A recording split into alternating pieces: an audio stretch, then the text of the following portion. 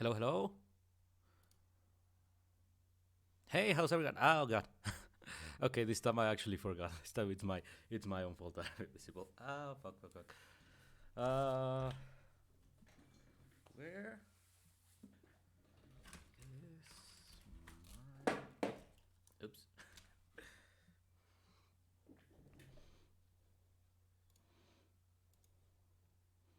Okay.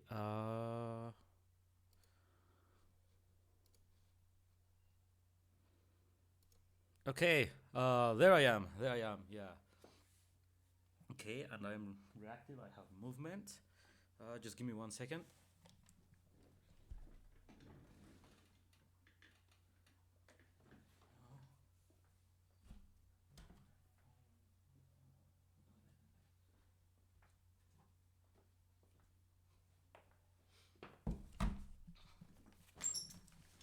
Okay, I'm back. I'm back.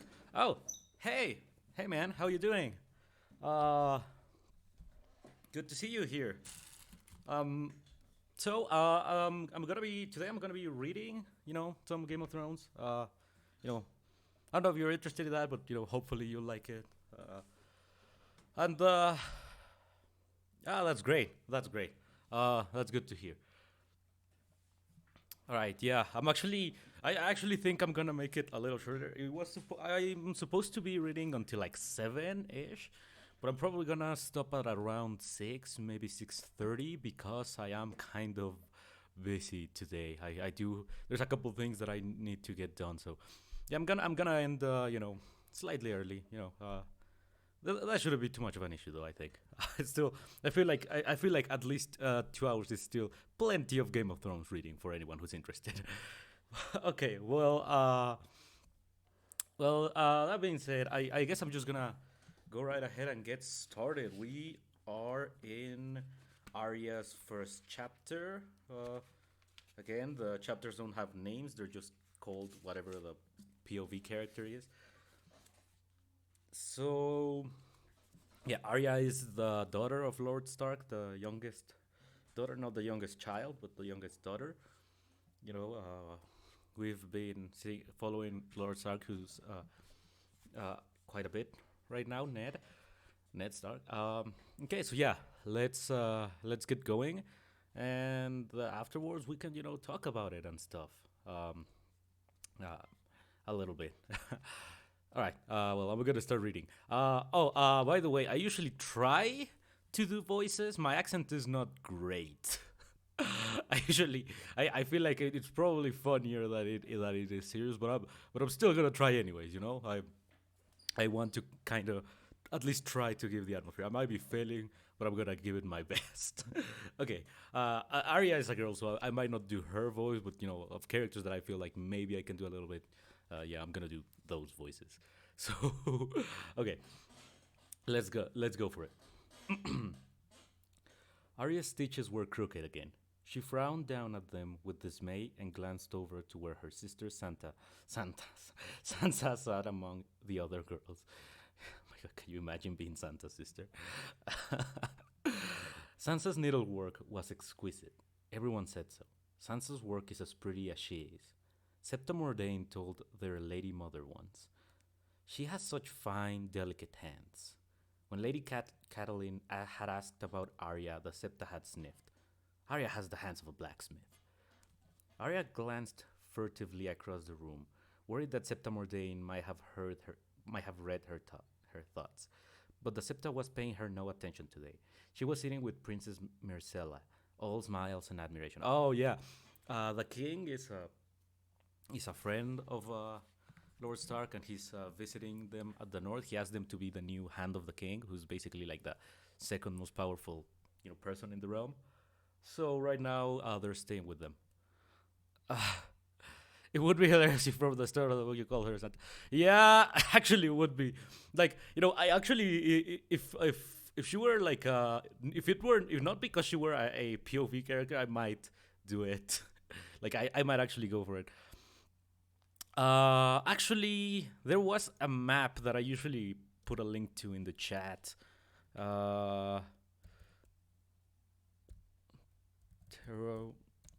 just because it's sometimes a little bit useful. So yeah, I'm just gonna look for that real quick. So it's the same map that you see in the books, and generally that helps a lot, like to understand some things, not all of them. It's not generally needed like all the time, but it's not, it's never bad to have it right there. um oh my god, where is it? I usually have the link right here. Game of Thrones book map. Is it this one? Yeah, this is the one. Aha. Very okay.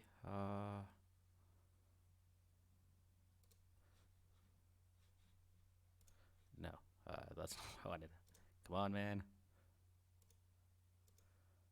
Uh, just copy the link.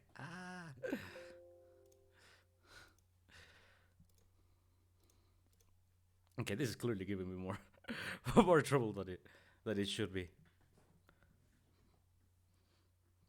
Whatever. I guess I'll guess I'll no. Don't. Okay, my computer is just going crazy today. That's new. That's also concerning because I'm gonna need it later for a couple projects that I need to finish for tomorrow. So let's hope that by then it's already it's already not giving me so much crap. Aha, this is not what I asked to do. What's happening? Oh my god. Uh, okay, there we go. Damn. Yeah, this one is a little less detailed, but it's actually more understandable than the one in the book. I think it's an earlier version. So it's there in the chat just in case it's needed for anything, for cross reference. I would usually put it on screen, but whenever I tried to do that, it just the quality wasn't great. So yeah. Anyways, let's continue. Um, aha. She was sitting with Princess Marcella, the Septa. Okay. She was sitting with Princess Myrcella, all smiles and admiration. It was not often that the Septa was privileged to instruct a royal princess in the womanly arts, as she had said when the queen brought Myrcella to join them.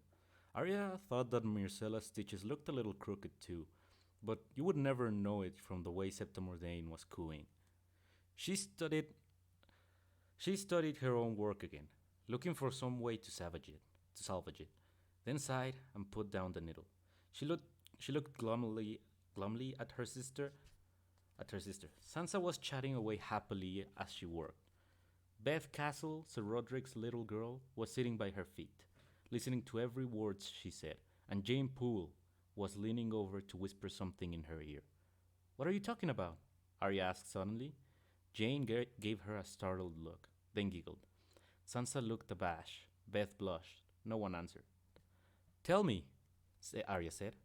Jane glanced over to make certain that Septa Mordane was not listening. Myrcella said something then, and the Septa laughed along with the rest of the ladies. We're talking about the prince, Sansa said, her voice soft as a kiss. Arya knew which prince she meant. Joffrey, of course, the tall, handsome one.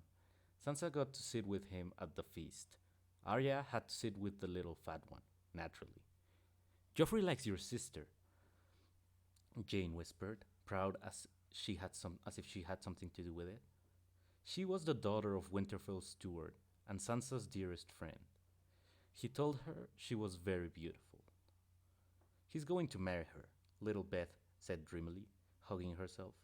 Then Sansa will be queen of all the realm. Sansa had the grace to blush. She blushed prettily. She did everything prettily. Arya thought with dull resentment. Beth, you shouldn't make up stories, Sansa corrected the younger girl, gently stroking her hair to take the harshness out of her words. She looked at Arya. What do you think of Prince Joff, sister?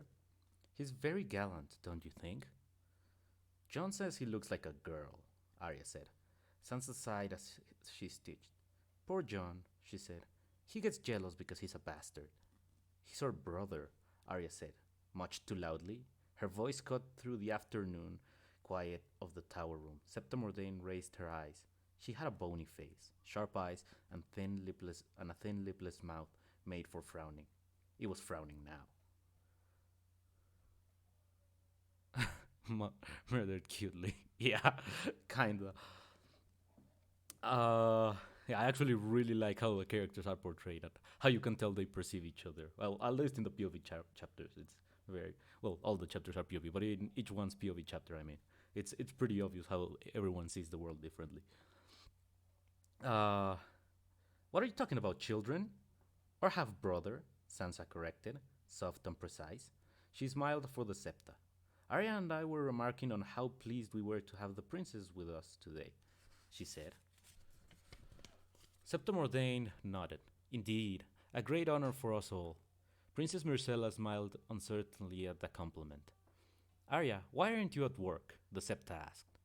She rose to her feet, stretched her skirts, rustling as she started across the room. Let me see your stitches. Arya wanted to scream. It was just like Sansa to go and attract the Septa's attention. Here, she said, surrendering up her work. The Septa examined the fabric.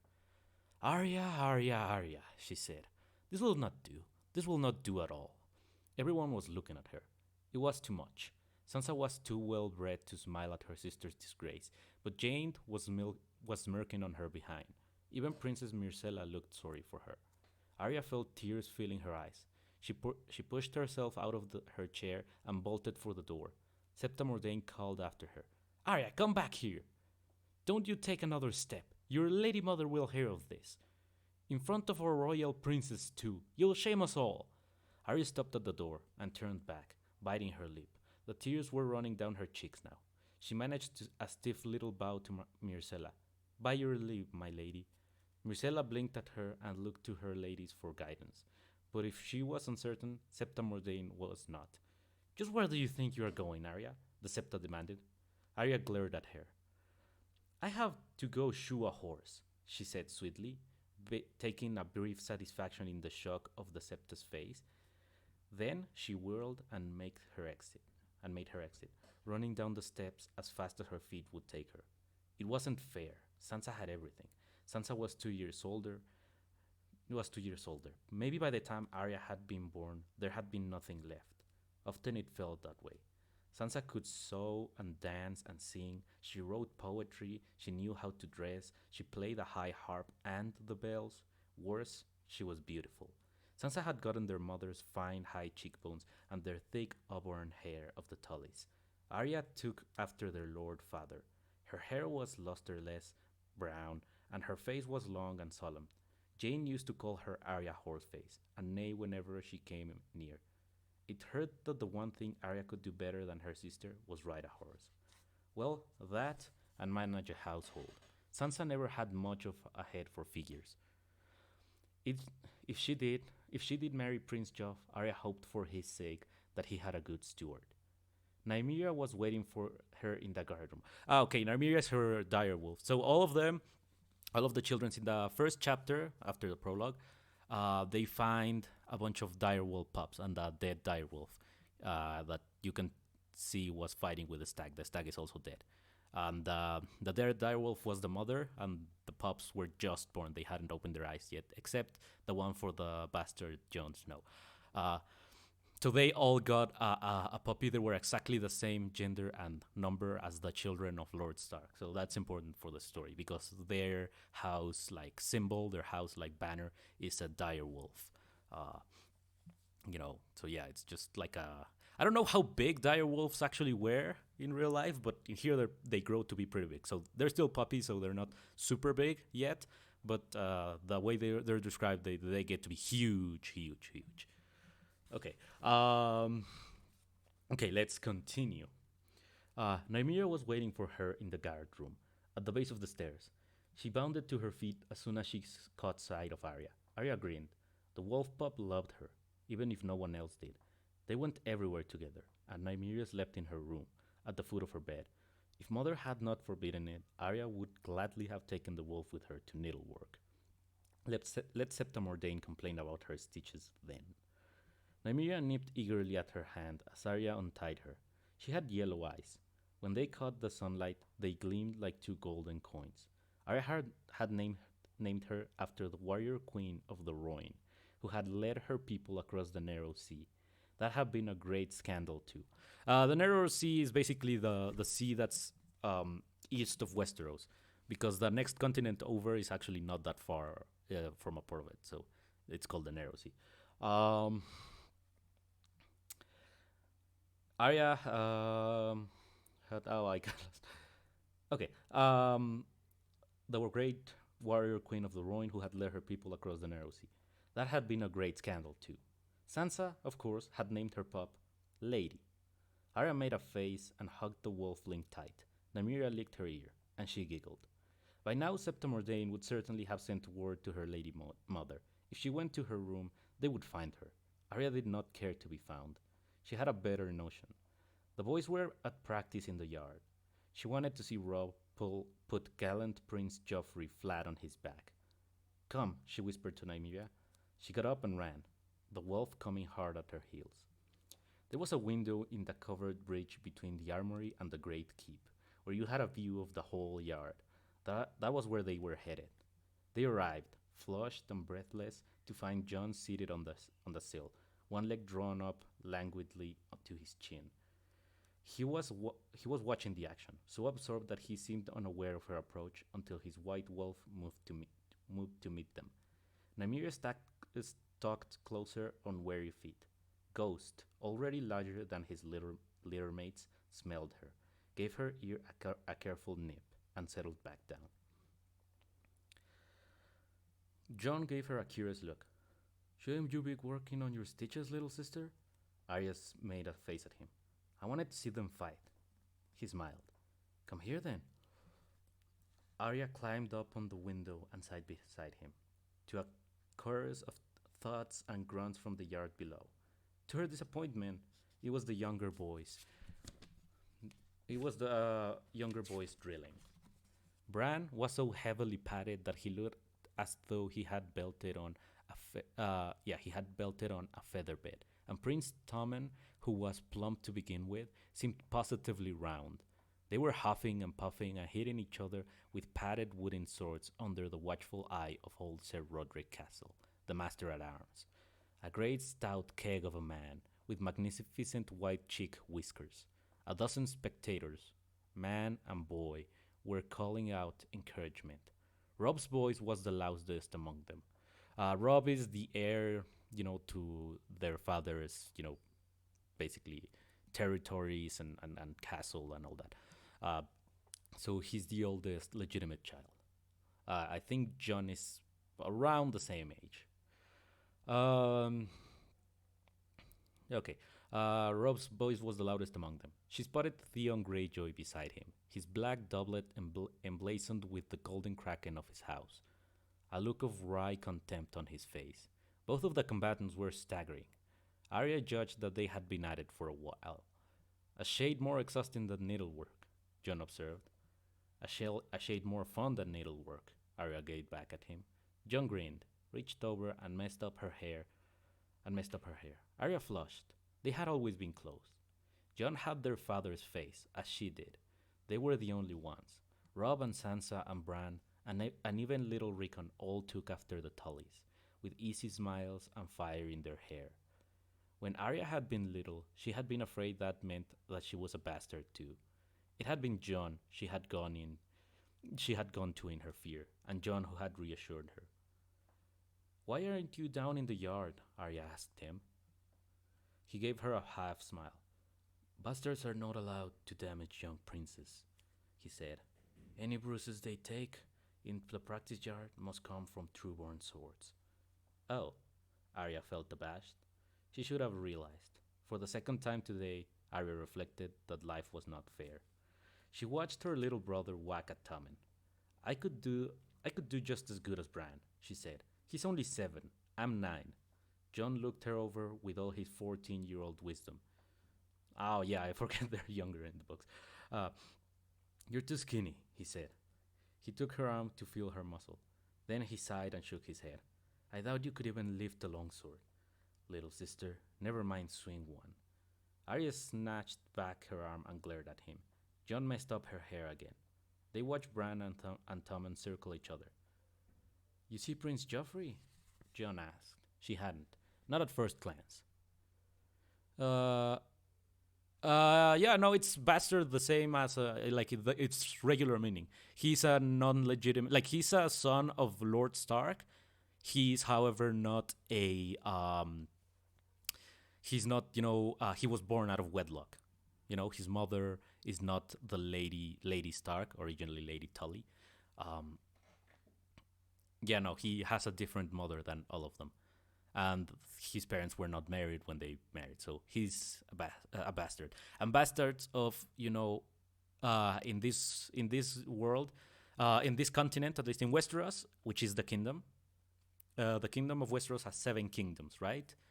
Because originally it was 7 separate kingdoms in this continent until about 300 years prior, when they were united into one kingdom, but they're still called the 7 kingdoms.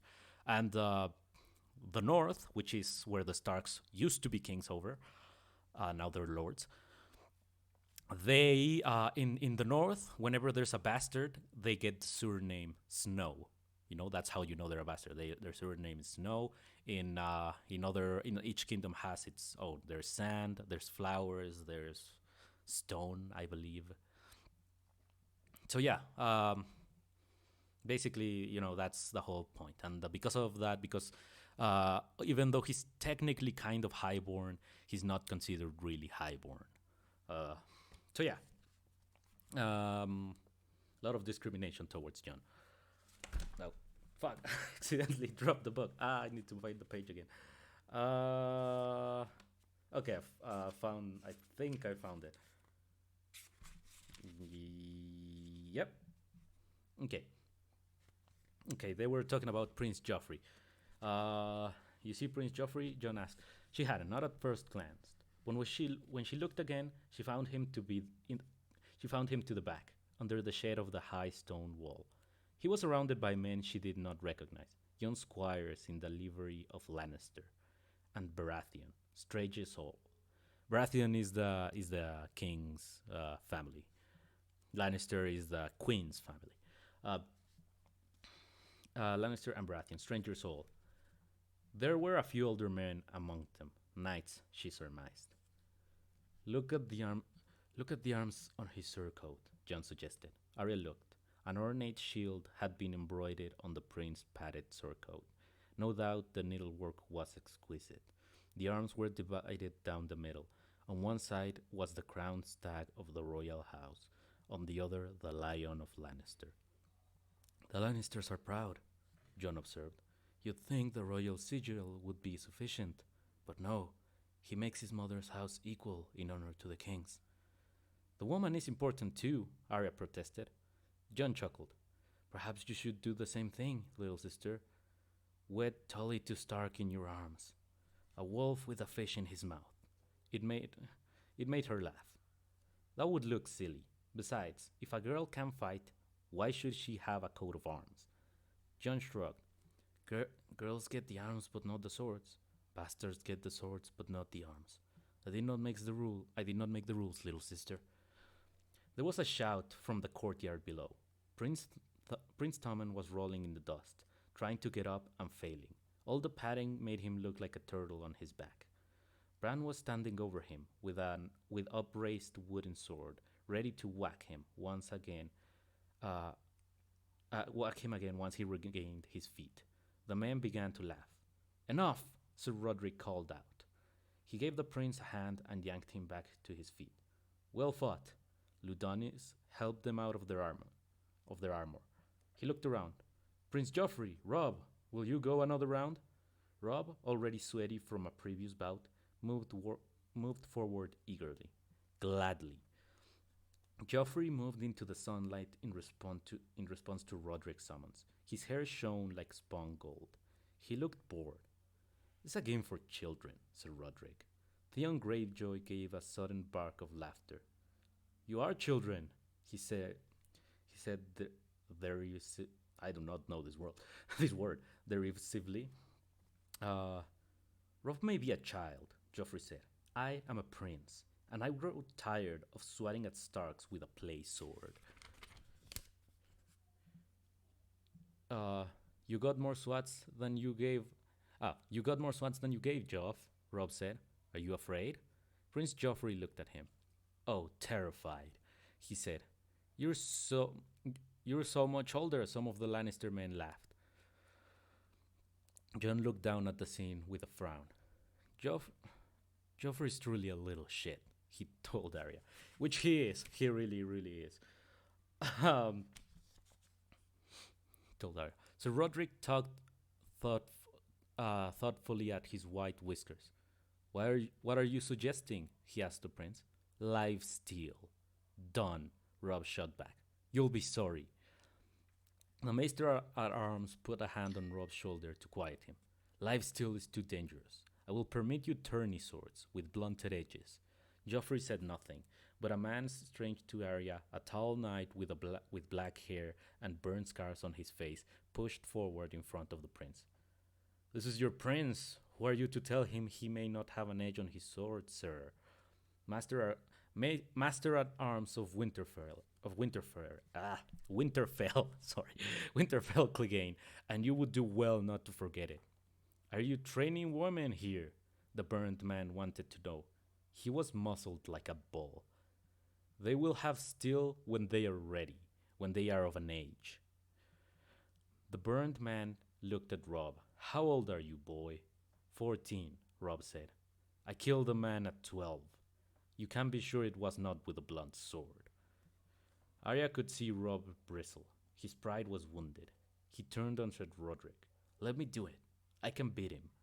Beat him with a tourney blade, then, Sir Roderick said. Joffrey shrugged.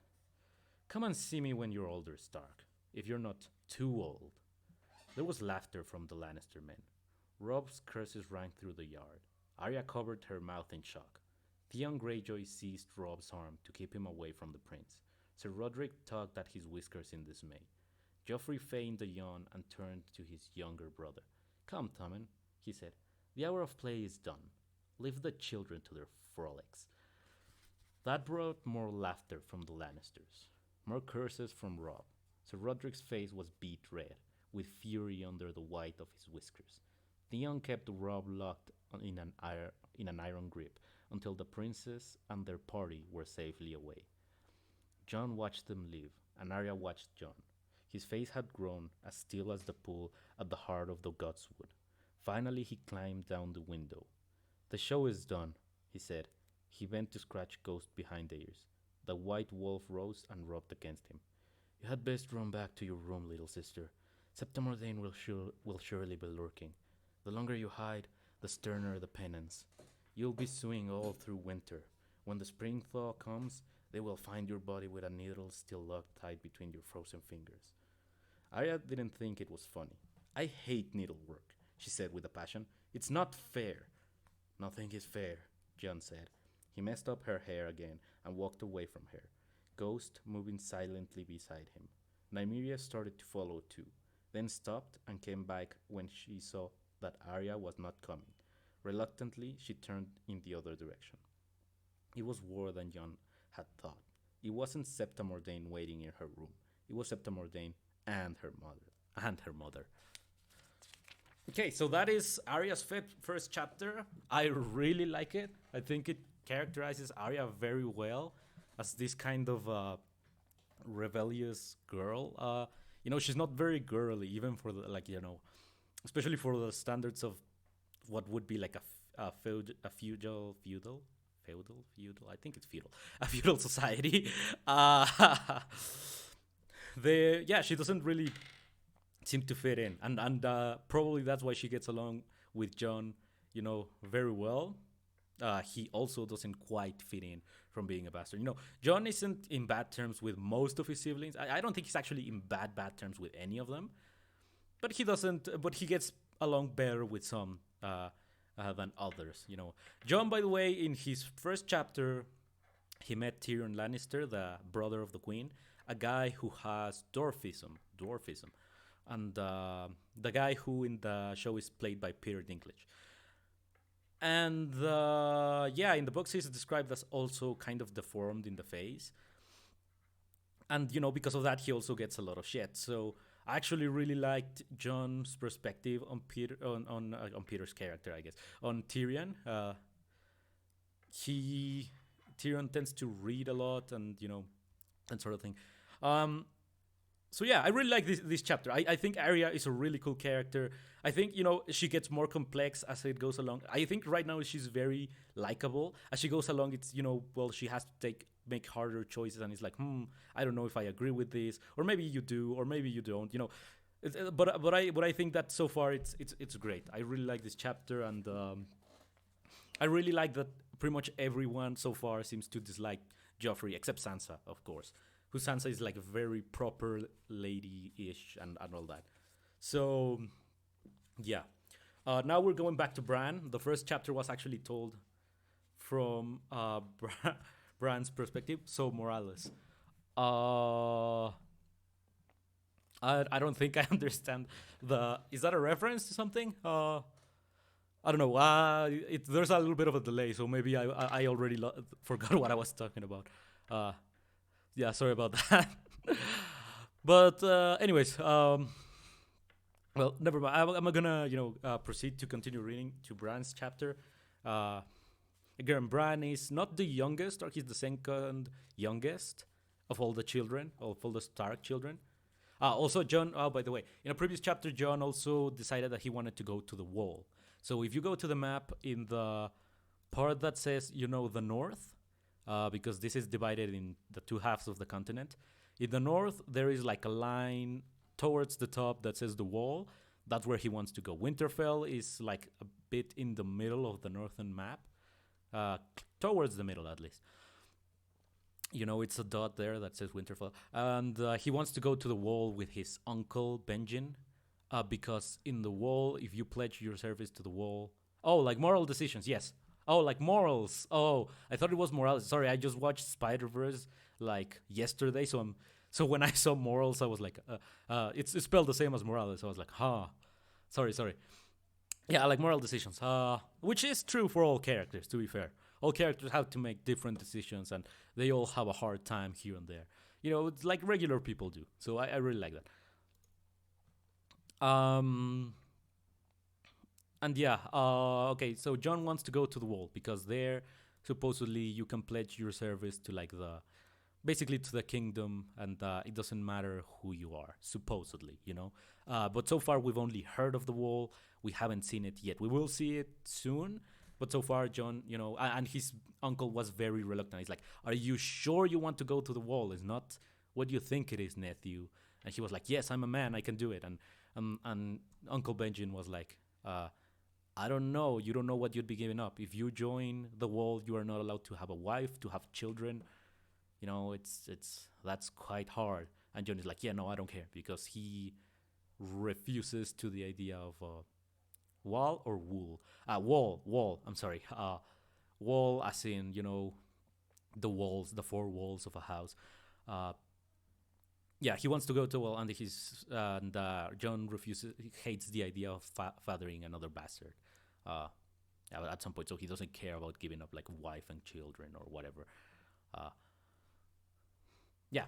Anyways, let's continue. Bran is how old did they say? He's 7 at this point, I think. Okay. The hunt left at dawn. The king wanted wild boar at the feast tonight. Prince Joffrey rode with his father, so Robb had been allowed to join the hunters as well. Uncle Benjen, Jory, Theon Greyjoy, Sir Roderick, and even the Queen's funny little brother had all ridden out with them. It was the last hunt, after all. On the morrow, they left for the south. Bran had been left behind with Jon and the girls, and Rickon. But Rickon was only a baby, and the girls were only girls, and Jon and his wolf were nowhere to be found.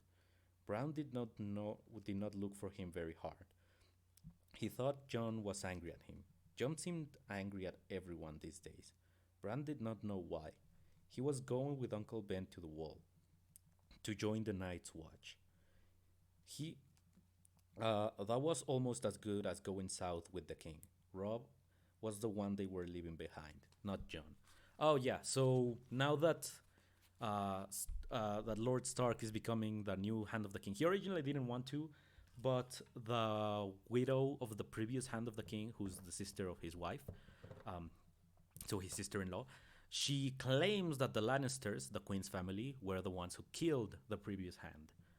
So he was like, "Well, the king is my friend. He's been one of my best friends since we were very young children." He was not a prince back then. They won the throne to war through war. He was not supposed to be the king originally, but they were. Whoa! There's a lot of wind here. Can you? I don't know if you can hear that, but there's like a flute sound coming from my from my windows from the wind. Anyways, and yeah, so now they're going south, and Lord Stark is taking most of his children.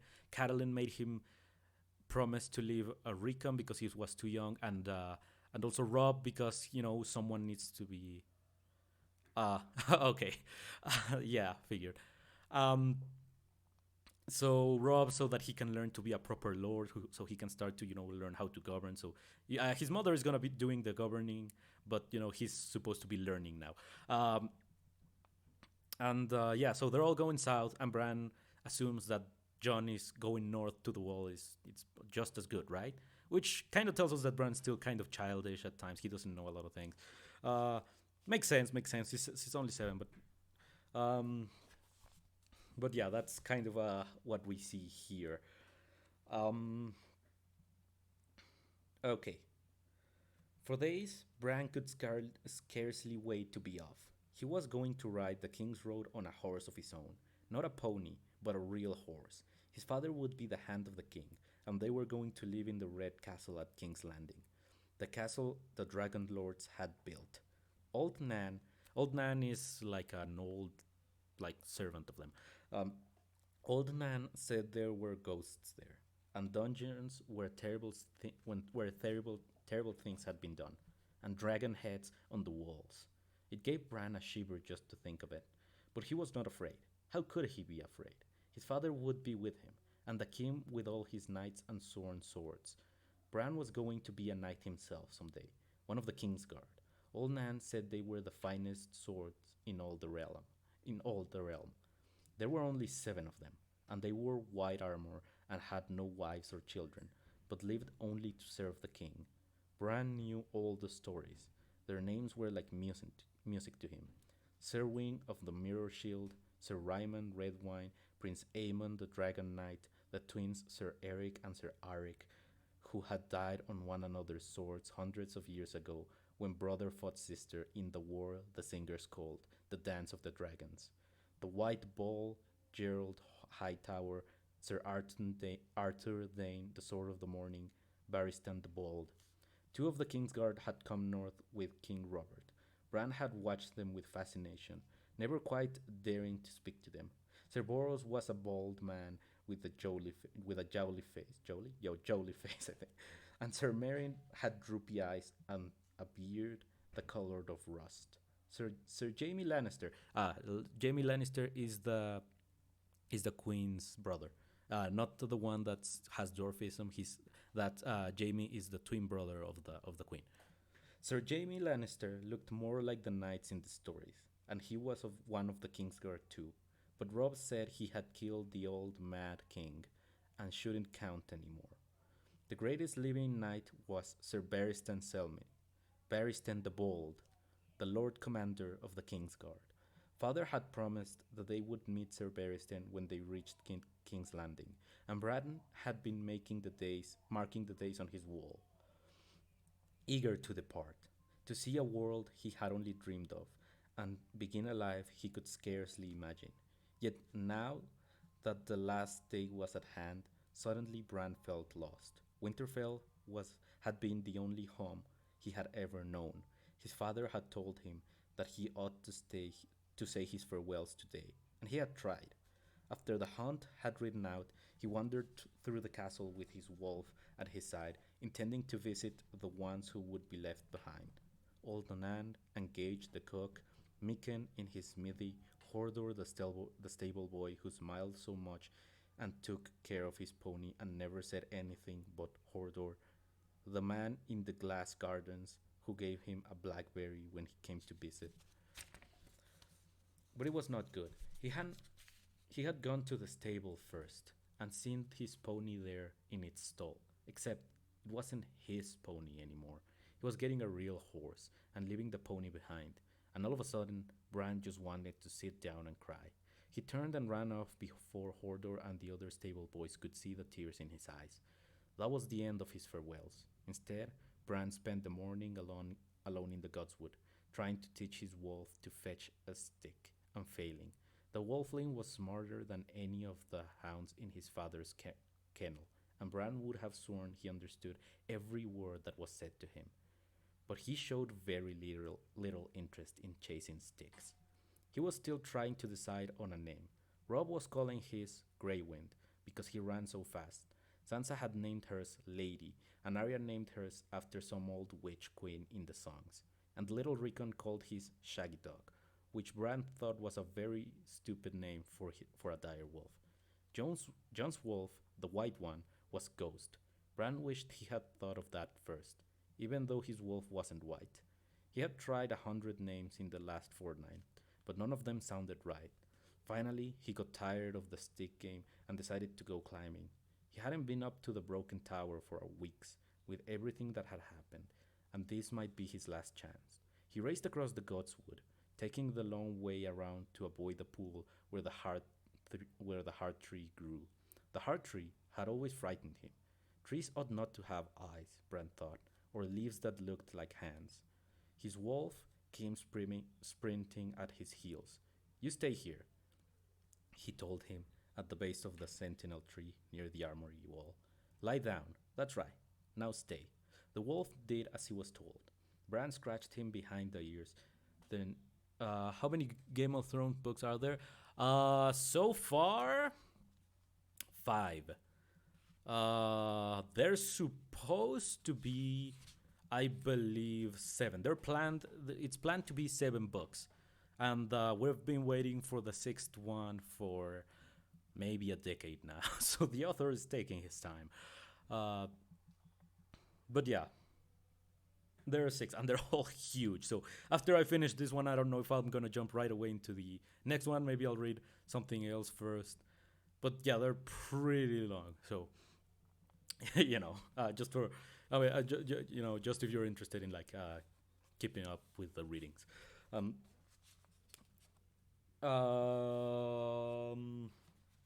That's right. No, say. The wolf did as he was told. Bran scratched him behind the ears, then turned away, jumped, grabbed the low branch, and pulled himself up. He was halfway up the tree, moving easily from limb to limb, when the wolf got to his feet and began to howl. Bran looked back down. His wolf fell silent, staring up at him through stilted yellow eyes. A strange chill went through him. He began to climb again. Once more the wolf howled. Quiet, he yelled. Sit down, stay. You're worse than mother. The howling chased him all the way up the tree until finally he jumped onto the armory roof and out of sight. The rooftops of Winterfell were Bran's second home. His mother often said that Bran could climb before he could walk. Bran could not remember when he first learned to walk, but he could not remember when he started to climb either, so he supposed it must be true. To a boy, Winterfell was a grey stone labyrinth of walls and towers and courtyards and tunnels spreading out in all directions. In the older parts of the castle, the halls slanted up and down so that you couldn't even be sure what floor you were on. The place had grown over the centuries like some monstrous stone tree. Maester Lewin and it told him once, and its branches were gnarled and thick and twisted, its roots sunk deep into the earth. When he got out from under it and scrambled up near the sky, Bran could see all of Winterfell in a glance.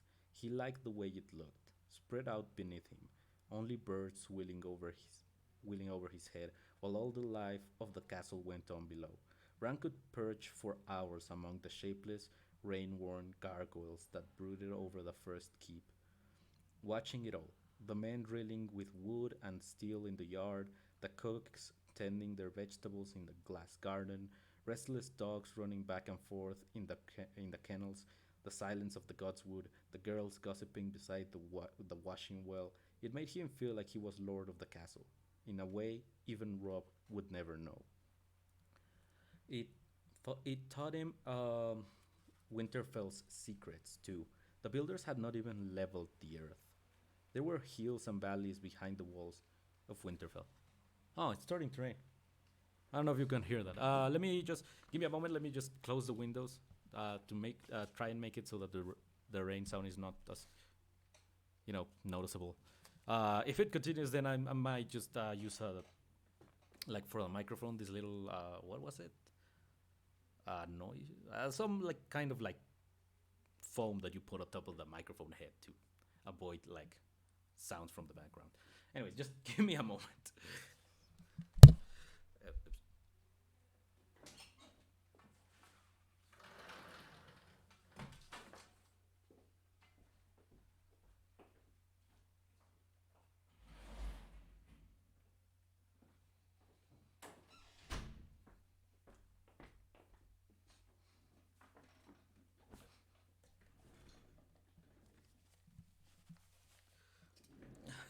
Okay, I'm back. I know this. Yeah, yeah. Okay, good. It's, and I don't really have to explain myself. Uh, yeah, yeah.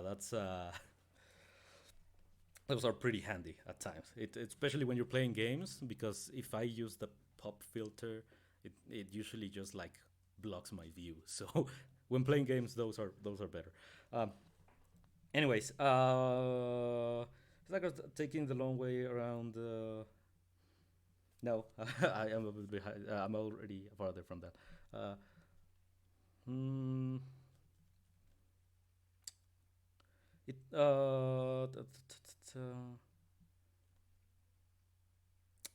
I am a bit lost. Oh, okay. It taught him Winterfell secrets too. The builders had not even leveled the earth. There were hills and valleys behind the walls of Winterfell. There was a covered bridge that went from the fourth floor of the bell tower across to the second floor of the rookery. Bran knew about that, and he knew that you could get inside the inner wall by the south gate, climbing 3 floors, and run all the way around Winterfell through a narrow tunnel in the stone, and then come out on ground level at the north gate. With 100 feet of wall looming over you, even Master Lewin didn't know that. Bran was convinced. Oh yeah, Winterfell. Something that I like about these books is that the aspect of fantasy, they're very grounded in many ways, but also the aspects of fantasy tend to be very like, I don't know how grandiose some things are. For example, the castles here are huge, are actually enormous in comparison to what real castles were like. This like Winterfell, it's a castle, but it might as well be basically like a small settlement, a town or something. Uh, maybe maybe I think the biggest ones are even could even be cities or something. I don't know, but yeah, no, there's huge, huge, huge. I also what they described as the Iron Throne, but we'll get more to that one later. Uh, yeah. Oh, by the way, the book series is not called Game of Thrones. It's called A Song of Ice and Fire. Game of Thrones is the name of the first book, because there it's the basically playing the game of politics. That's what Game of Thrones, refers to. Um, and then the H book has a different name after that. Okay. Uh, um, um, okay. His mother was terrified that one day Bran would slip off a wall and kill himself. He told her that he wouldn't, but she never believed him. Once she made him promise that he would stay on the ground. He had managed to keep that promise for almost a fortnight. Miserable every day, until one night he had gone out the window of his bedroom, and when his brothers were fast asleep. He confessed his crime the next day in a fit of guilt. Lord Eddard ordered him his dad. Lord Eddard ordered him to the Godswood to cleanse himself. Guards were posted to see that Bran remained there alone all night to reflect on his disobedience. The next morning, Bran was nowhere to be seen. They finally found him fast asleep in the upper branches of the tallest sentinel in the grove. As angry as he was, his father could not help but laugh. "You're not my son," he told Bran when they fetched him down. "You're a squirrel. So be it. If you must climb, then climb, but try not to let your mother see you." Bran did his best, although he did not think he ever really fooled her. Since his father would not forbid it, she turned to others. Old Nan told him a story about a bad little boy who climbed too high and was struck down by lightning, and how afterwards the crows came to peck out his eyes. Bran was not impressed. There were crow's nests atop the broken tower, where no one ever went but him, and sometimes he filled his pockets with corn before he climbed up there, and the crows ate it right out of his hands. None of them had ever shown the slightest bit of interest in pecking out his eyes. Later, Maester Lewin built a little pottery boy and dressed him in Bran's clothes and flung him off the wall into the yard below, to demonstrate what would have happened to Bran if he fell. That had been fun, but afterwards Bran just looked at the Maester and said, "I am not made of clay, and anyhow, I never fall." And then, for a while, the guards would chase him whenever they saw him on the roof and try to haul him down. That was the best time of all. It was like playing a game with his brothers, except that Bran always won. None of the guards could climb half so well as Bran, not even Jory. Most of the time, they never saw him anyway. People never looked up. That was another thing he liked about climbing.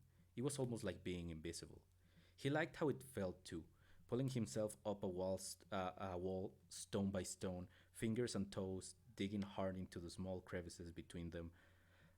Uh, no, the small crevices between. He always took off his boots and went barefoot when he climbed. It made him feel as he had four hands instead of two. He liked the deep, sweet ache it left in the muscles afterwards. He liked the way that the air tasted way up high, sweet and cold as as winter peach.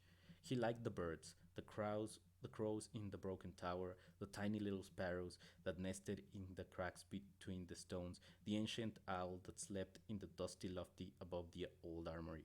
Bran knew them all. Most of all, he liked going places that no one else could go, and seeing the grey sprawl of Winterfell in a way that no one else ever saw it. It made the whole castle Bran's secret place. His favorite haunt was the Broken Tower. Once it had been a watchtower, the tallest in Winterfell.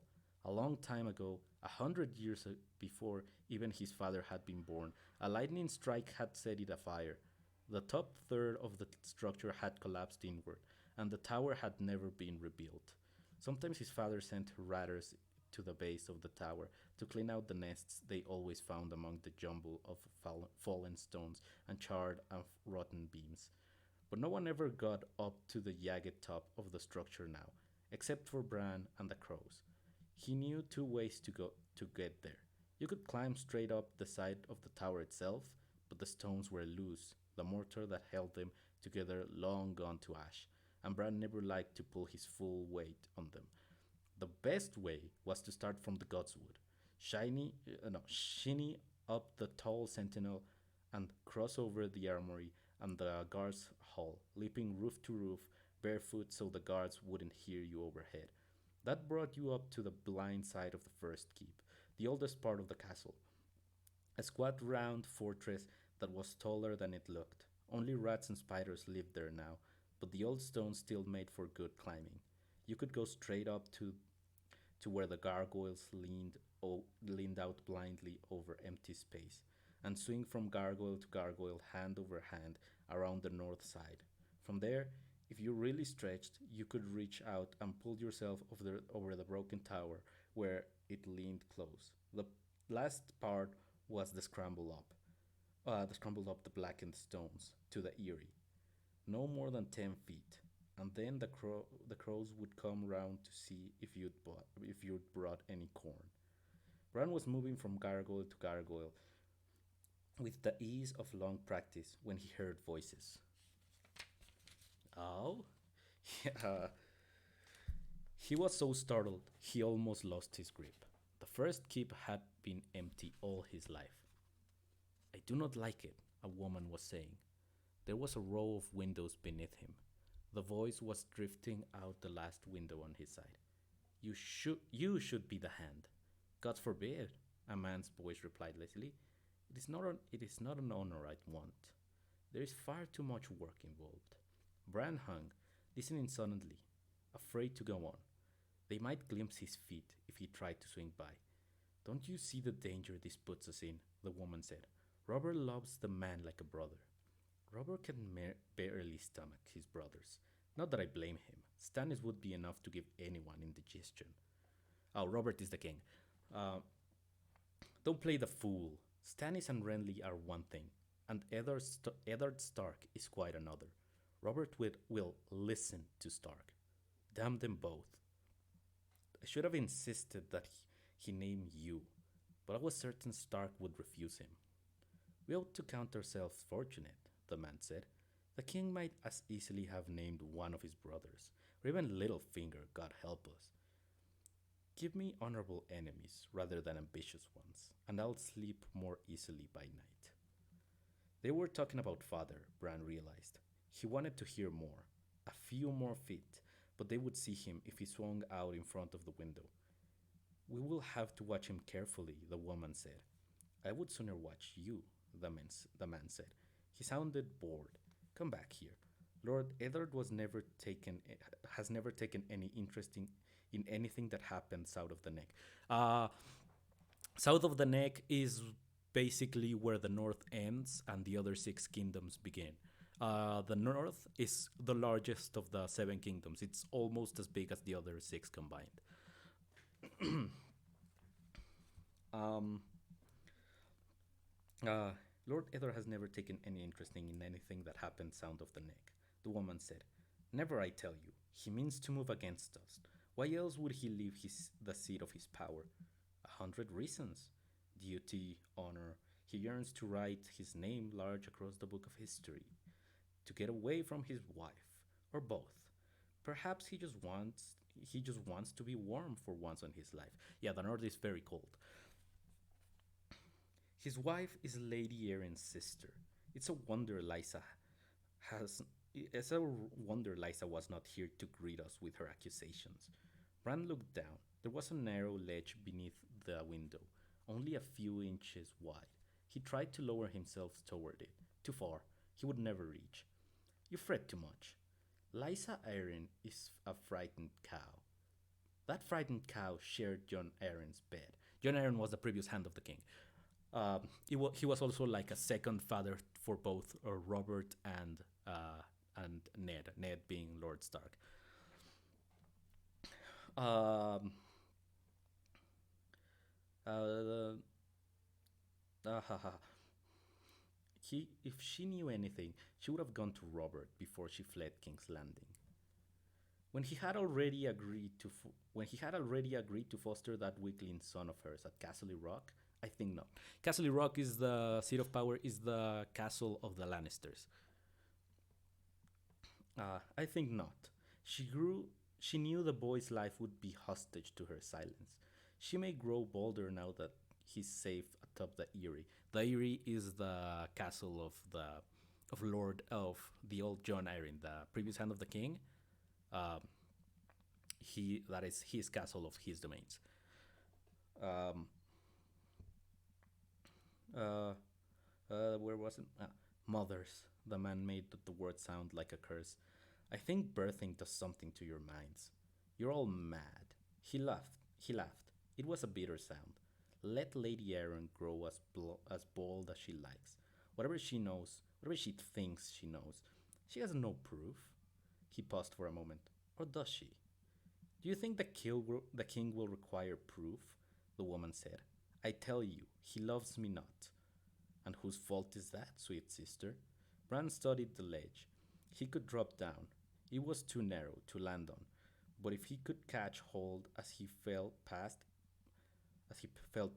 pull himself up, except that might make a noise, draw them to the window.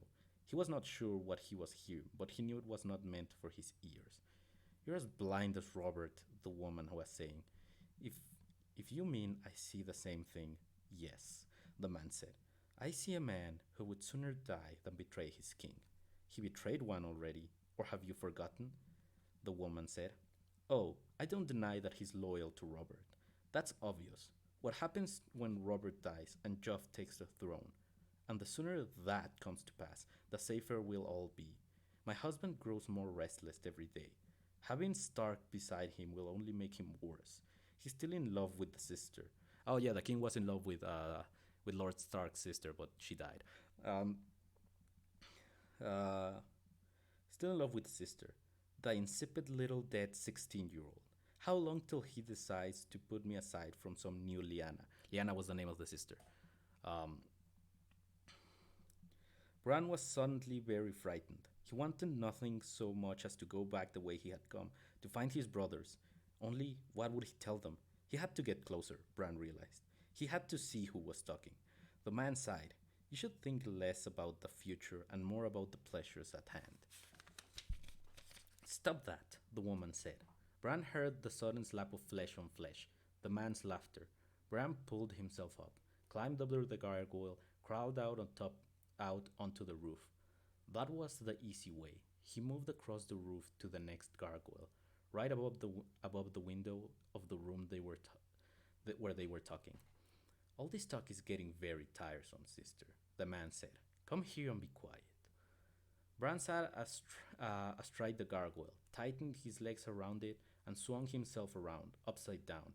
He hung by his legs and slowly stretched his head down towards the window. The world looked strange upside down.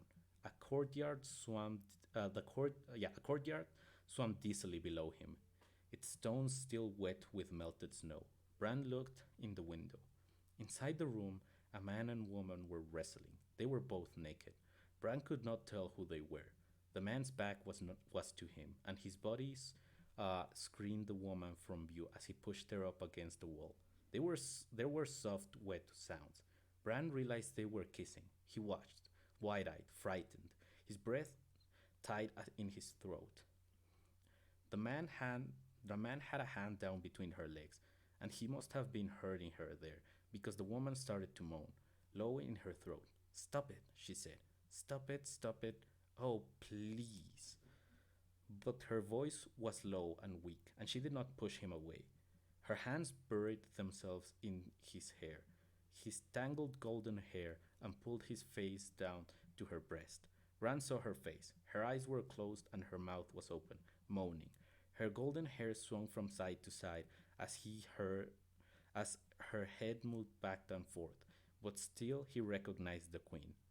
He must have made a noise. Suddenly her eyes opened, and she was staring right at him. She screamed. Everything happened at once then. The woman pushed the man wildly, shouting and pointing. Bran tried to pull himself up, bending double as he reached for the gargoyle. He was in too much of a hurry. His hand scraped uselessly across the smooth stone, and in his panic, his legs slipped, and suddenly he was falling. There was an instant of vertigo, a sickening lurch as the window flashed past. He shot out a hand, grabbed for the ledge, lost it, caught it again with his other hand. He swung against the building, hard. The impact took the breath out of him. Bran dangled one-handed, panting. Faces appeared in the window above him. The queen, and now Bran recognized the man beside her. They looked as much alike as reflections in a mirror. He saw us, the woman said shrilly. So he did, the man said. Bran's fingers started to slip. He grabbed the ledge with his other hand. Fingernails dug into unyielding stone. The man reached down. Take my hand, he said, before you fall. Bran seized his arm and held on tight with all his strength. The man yanked him up to the ledge. What are you doing? The woman demanded. The man ignored her. He was very strong. He stood Bran up on the sill. How old are you, boy? 7, Bran said, shaking with relief. His fingers had dug deep gouges in the man's forearm. He let go sheepishly. The man looked over the woman. The things I do for love, he said with loathing. He gave Bran a shove. Screaming, Bran went backward out the window into empty air. There was nothing to grab onto. The courtyard rushed up to meet him. Somewhere off in the distance, a wolf was howling. Crows circled the broken tower, waiting for corn. Okay, so this is the chapter where the plot thickens. This is actually where the first episode of the show ends. All the way in page 80, 85. So yeah, there's a lot that the show, even with 1 hour episodes, could not adapt. And the first season, weirdly enough, is very faithful to the books. Very, very faithful. Um, but yeah, there's so many details, like the castles, like so many characters, so many like descriptions of the castles, of everything. So here we see that the queen and the queen's twin brother Jamie Lannister, the one that's part of the Kingsguard, the bodyguards of the king. Yeah, they were almost certainly, and by almost certainly I mean like 100% certainly fucking. Uh, so yeah, that's something that happens in this book. Like George R. Martin does not stray away from taboo. That is a really weird thing, honestly. It's kind of, I don't know. I mean, it's creepy, right? But that's what was happening, and they were talking about the Starks. And weirdly enough, it's funny that the Starks have expressed that they do not like the Lannisters, but nothing beyond that. They just seem to be distasteful of them. The Lannisters outright talk about them as if they were already enemies. He's talking about like, oh, he's gonna move against us and everything, and why, and this and other. They were clearly talking about very important things.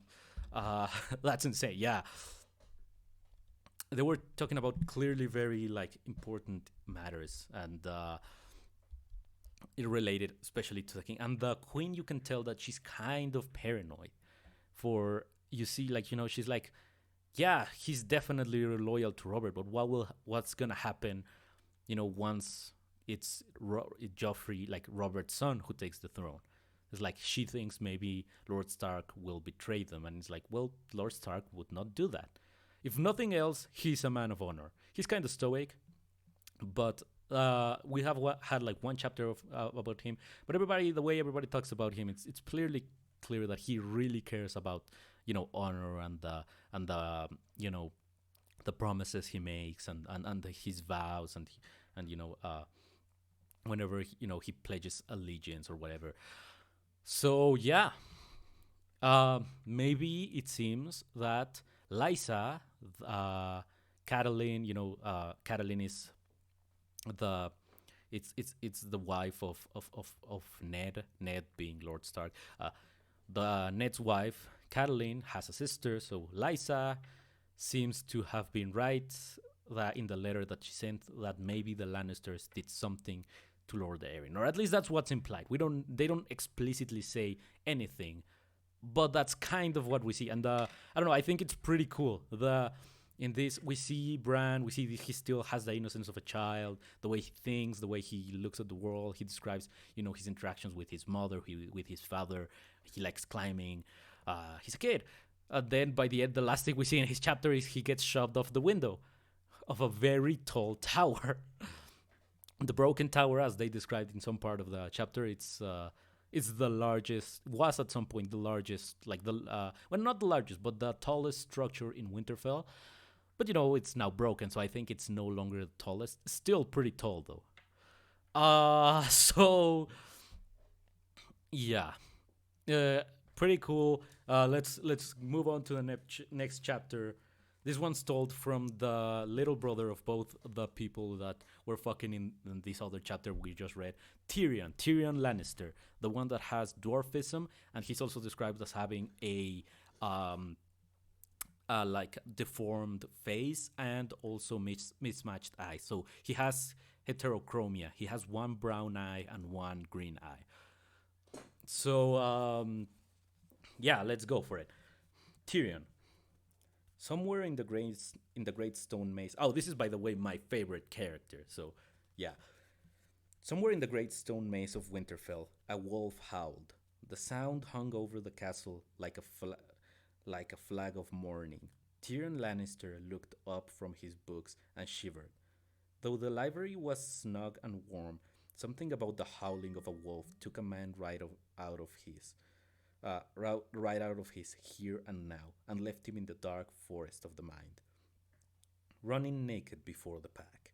When the direwolf howled again, Tyrion shut the heavy leather-bound cover on the book he was reading, a 100-year-old discourse on the changing of the seasons by a long dead maester. He covered a yawn with the back of his hand. His reading lamp was flickering, its oil all but gone. As dawn light leaked through the high windows, he had been at it all night. But that was nothing new. Tyrion Lannister was not much a one for sleeping. His legs were stiff and sore as he eased down off, off the bench. He massaged some life back into them and limped heavily to the table where the septon was snoring softly. A septon here is like a priest.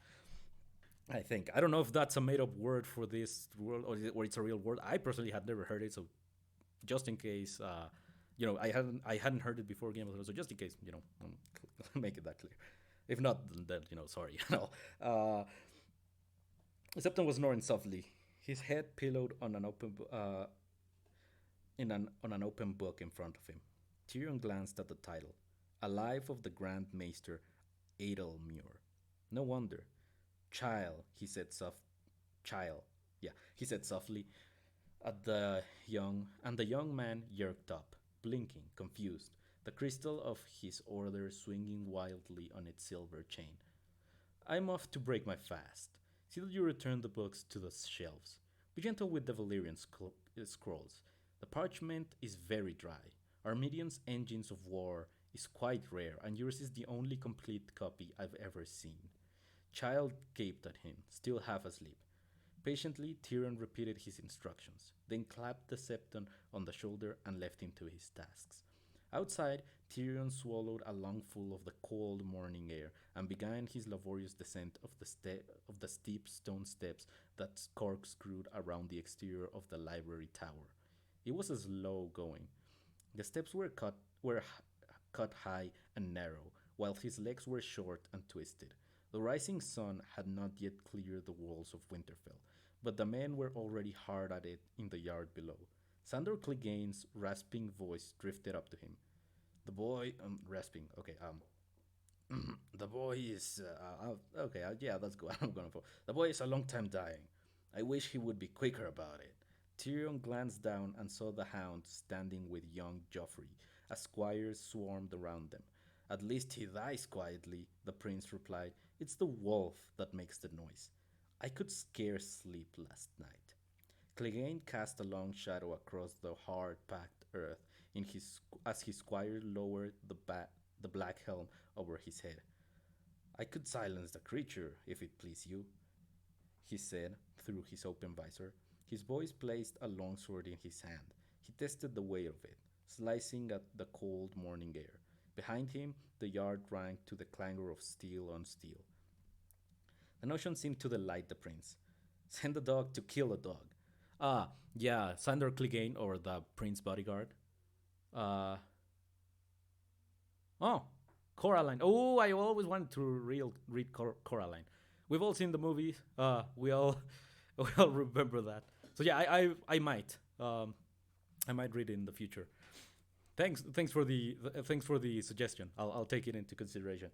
Um, yeah, Sandor Clegane, the prince's bodyguard, is referred to as the Hound.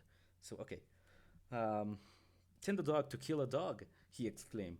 Winterfell is so infested with wolves. The Starks would never miss one. Tyrion hopped off the last step onto the yard. "I beg to differ, nephew," he said. "The Starks can't count past 6, unlike some princes I might name." Joffrey had the grace to at least blush. "A voice from nowhere," Sandor said. He peered through his helm, looking this way and that. "Spirits of the air." The prince laughed, as he always laughed when his bodyguard did this mummer's farce. Tyrion was used to it. "Down here," the tall man peered at the ground and pretended to notice him. "The little Lord Tyrion," he said. "My pardons, I did not see you standing there." I am in no mood for your insolence today." Tyrion turned to his nephew. "Joffrey, it is past time you called on Lord Eddard and his lady to offer them your comfort." Joffrey looked as petulant as only a boy prince can look. What good will my comfort do to them?" "None," Tyrion said. "Yet it is expected of you. Your absence has been noted." "Stark boy is nothing to me," Joffrey said. I cannot abide the wailing of women. Tyrion Lannister reached up and slapped his nephew hard across the face. The boy's cheek began to redden. One word, Tyrion said, and I will hit you again. I'm going to tell Mother, Joffrey exclaimed. Tyrion hit him again. Now both cheeks flamed. You tell your mother, Tyrion told him, but first you get yourself to Lord and Lady Stark and you fall to your knees in front of them and you tell them how very sorry you are and that you are at their service if there is and that if there is the slightest thing you can do for them or theirs in this desperate hour and that all your prayers go with them. Do you understand? Do you? The boy looked as though he was going to cry. Instead, he managed a weak nod. Then he turned and fled headlong from the yard, holding his cheek. Tyrion watched him run. A shadow fell across his face. He turned to find Clegane looking overhead like a cliff. His suit dark armor seemed to blot out the sun. He had a lowered visor on his helm. It was fashioned in the likeness of a snarling black hound, fearsome to behold. But Tyrion had always thought it a great improvement over Clegane's hideously burned face. The prince will remember that, little lord. The hound warned. The hound warned him. The helm turned his laugh into a hollow rumble. I pray he does, Tyrion Lannister replied. If he forgets, be a good dog and remind him. He glanced around the courtyard. Do you know where I might find my brother? Breaking fast with the queen. Ah, Tyrion said. He gave Sandor Clegane a perfunctory nod and walked away as briskly as his stunned legs would carry him, whistling. He pitied the first night to try the hound today. The man did have a temper. A cold, cheerless meal had been laid out in the morning room of the guest house. Jamie sat at the table with Cersei and the children, taking in low, hushed voices. Is Robert still abed? Tyrion asked as he seated himself, uninvited, at the table. His sister peered at him with the same expression of faint distaste she had worn since the day he was born. The king has not slept at all, she told him. He is with Lord Eddard. He has taken their sorrow deeply to heart. He has a large heart, or Robert, Jamie said with a lazy smile. There was very little that Jamie took seriously. Tyrion knew that about his brother, and forgave it. During all the terrible long years of his childhood, only Jamie had ever shown him the smallest measure of affection or respect, and for that Tyrion was willing to forgive him almost anything. A servant approached. A servant approached. Bread, Tyrion told him, and two of those little fish, and a mug of that good dark beer to wash them down. Oh, and some bacon. Burn it until it turns black. The man bowed and moved off. Tyrion turned back to his siblings, twins, male and female. They looked very much the part this morning. Both had chosen a deep green that matched their eyes. Their blonde curls were all a fashionable tumble, and gold ornaments shone at wrists and fingers and throats. Tyrion wondered what it would be like to have a twin, and decided that he would rather not know. Bad enough to face himself in a looking glass every day. Another him was a thought too dreadful to contemplate. Prince Tommen spoke up. Do you have news of Bran, uncle? I stopped by the sick room last night, Tyrion announced. There was no change. The maester thought that a hopeful sign. I don't want Brandon to die, Tommen said, timorously. He was a sweet boy, not like his brother. But then, Jamie and Tyrion were somewhat less than peas in a pod themselves. Lord Eddard had a brother named Random as well. Jamie mused. One of the hostages murdered by Targaryen. It seems to be an unlucky name. Oh, not so unlucky as all that, surely, Tyrion said. The servant brought his plate. He ripped off a chunk of black bread. Cersei was studying him warily. What do you mean? Tyrion gave her a crooked smile. Why, only that Tommen may get his wish? The maester thinks the boy may yet live. He took a sip of beer. Myrcella gave a happy gasp, and Tommen smiled nervously. But it was not the children Tyrion was watching. The glance that passed between Jamie and Cersei lasted no more than a second, but he did not miss it. Then his sister dropped her gaze to the table. That is no mercy. These northern gore, northern gods are cruel to let a child linger in such pain. What were the maester's words? Jamie asked. The bacon crunched when he bit into it. Tyrion chewed thoughtfully for a moment and said, he thinks that if the boy were going to die, he would have done so already. It has been 4 days with no change. Will Bran get better, uncle? Little Myrcella asked. She had all her mother's beauty and none of her nature. His back is broken, little one, Tyrion told her. The fowl shattered his legs as well. They kept him alive with honey and water, or he would starve to death. Perhaps, if he wakes, he will be able to eat real food, but he will never walk again. If he wakes, Cersei repeated. Is that likely? The gods alone know, Tyrion told her. The Maester only hopes. He chewed some more bread. I would swear that wolf of his is keeping the boy alive. The creature is outside his window, day and night, howling. Every time they chase it away, it returns. The Maester said they closed the window once to shut out the noise, and Bran seemed to weaken. When they opened it again, his heart beat stronger. The queen shuddered. There is something unnatural about those animals, she said. They are dangerous. I will not have any of them coming south with us. Jamie said, you'll have a hard time stopping them, sister. They follow those girls everywhere. Tyrion started on his fish. Are you leaving soon, then? Not near soon enough, Cersei said. Then she frowned. Are we leaving? She echoed. What about you? Gods, don't tell me you're staying here. Tyrion shrugged. Benjen Stark is returning to the Night's Watch with his brother's bastard. I have a mind to go with them and see this wall we've all heard so much of. Jamie smiled. I hope you're not thinking of taking the black on us, sweet brother. Tyrion laughed. What, me, celibate?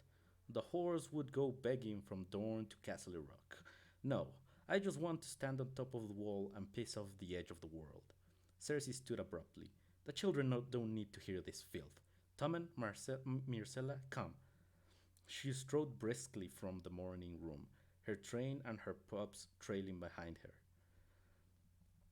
Jamie Lannister regarded his brother thoughtfully with those cool green eyes. Starks will never consent to leave Winterfell with his son lingering in the shadow of death.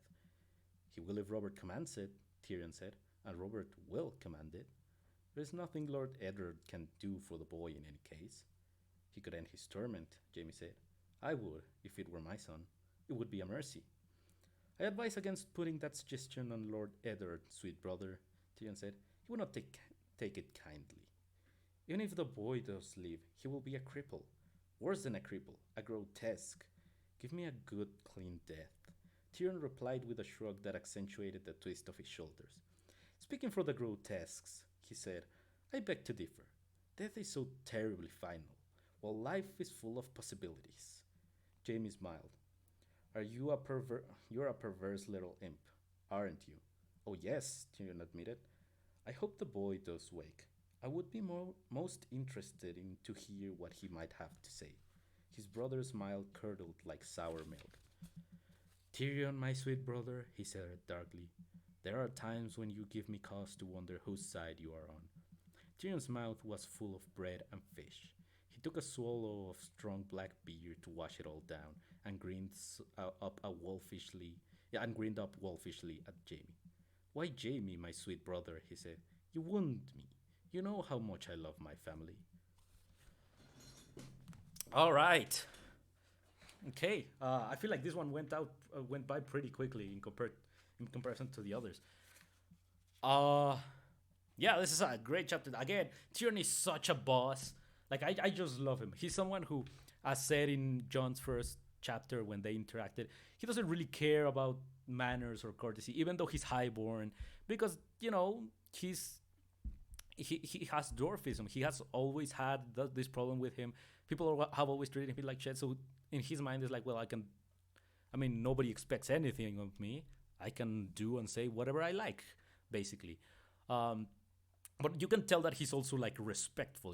He's respectful to he wakes up the guy at the beginning of the chapter, like the priest, and then tells the Septon and tells him and tells him, "Oh, you need to put back these books."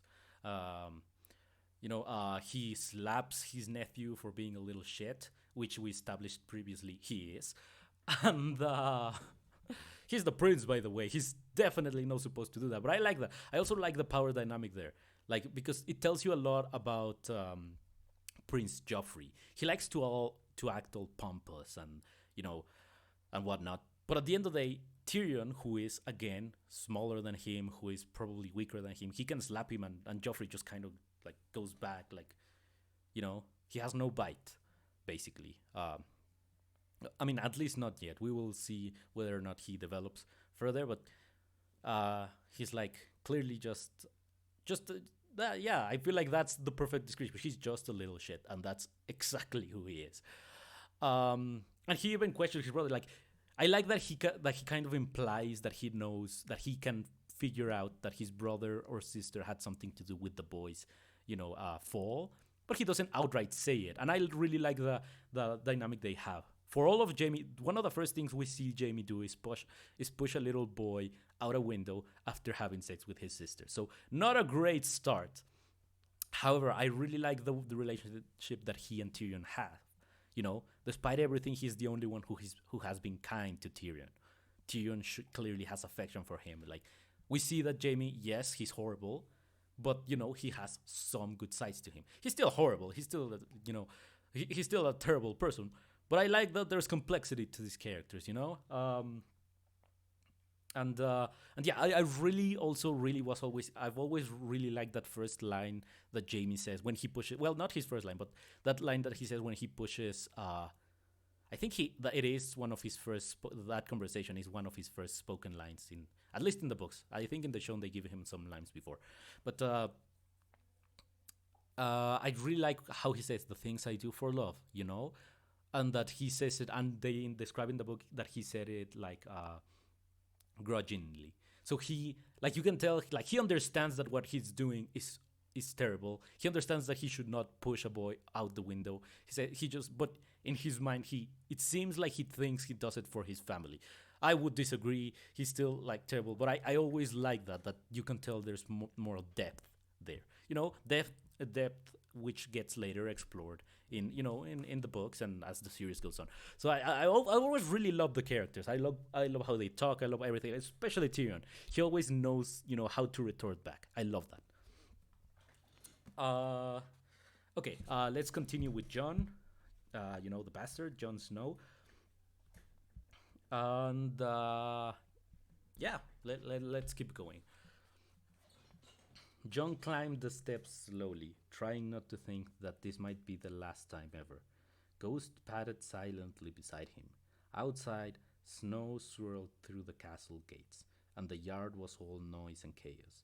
But inside the thick stone walls, it was still warm and quiet. Too quiet for Jon's liking. He reached the landing and stood for a long moment, afraid. Ghost nuzzled at his hand. He took courage from that. He straightened and entered the room. Lady Stark was there beside his bed. She had been there day and night for close on a fortnight. No, not for a moment had she left Bran's side. She had her meals brought to her there, and chamber pots as well, and had a small hard bed to sleep on, though it was said she had scarcely slept at all. She fed him herself, the honey and water and herb mixture that sustained his life. Not once did she leave the room, so Jon had stayed away, but now there was no more time. He stood in the door for a moment, afraid to speak, afraid to come closer. The window was open. Below, a wolf howled. Ghost heard and lifted his head. Lady Stark looked over. For a moment, she did not seem to recognize him. Finally, she blinked. "What are you doing here?" she asked in a voice strangely flat and emotionless. "I came to see Bran," Jon said, "to say goodbye." His face did not change. Her long auburn hair was dull and tangled. She looked as though she had aged 20 years. "You've said it. Now go away." Yeah, Lady Catelyn does not like Jon. Uh, that is, as she describes in his chapter, she knew that how men can be, and she would have ignored a bunch, like a dozen bastards for Ned's sake, as long as she didn't have to see them, but Ned like brought him to his house and clothed him and called him son for everyone to see. Because that's how the Starks are. And so yeah, she does not like Jon. Um, Anyways, part part of him wanted only to flee, but he knew that if he did, he might never see Bran again. He took a nervous step into the room. Please, he said. Something cool, something cold moved in her eyes. I told you to leave, she said. We don't want you here. Once that would have sent him running. Once that might even made him cry. Now it only made him angry.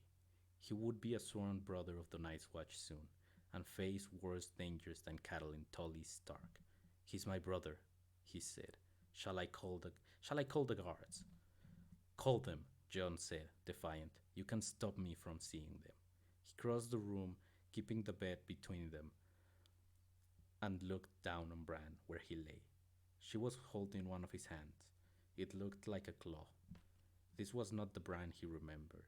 The flesh had all gone from him. His skin stretched tight over bones like sticks. Under the blanket, his legs bent in ways that made Jon sick. His eyes were sunken deep into black pits, open, but they saw nothing. The fall had shrunken him somehow.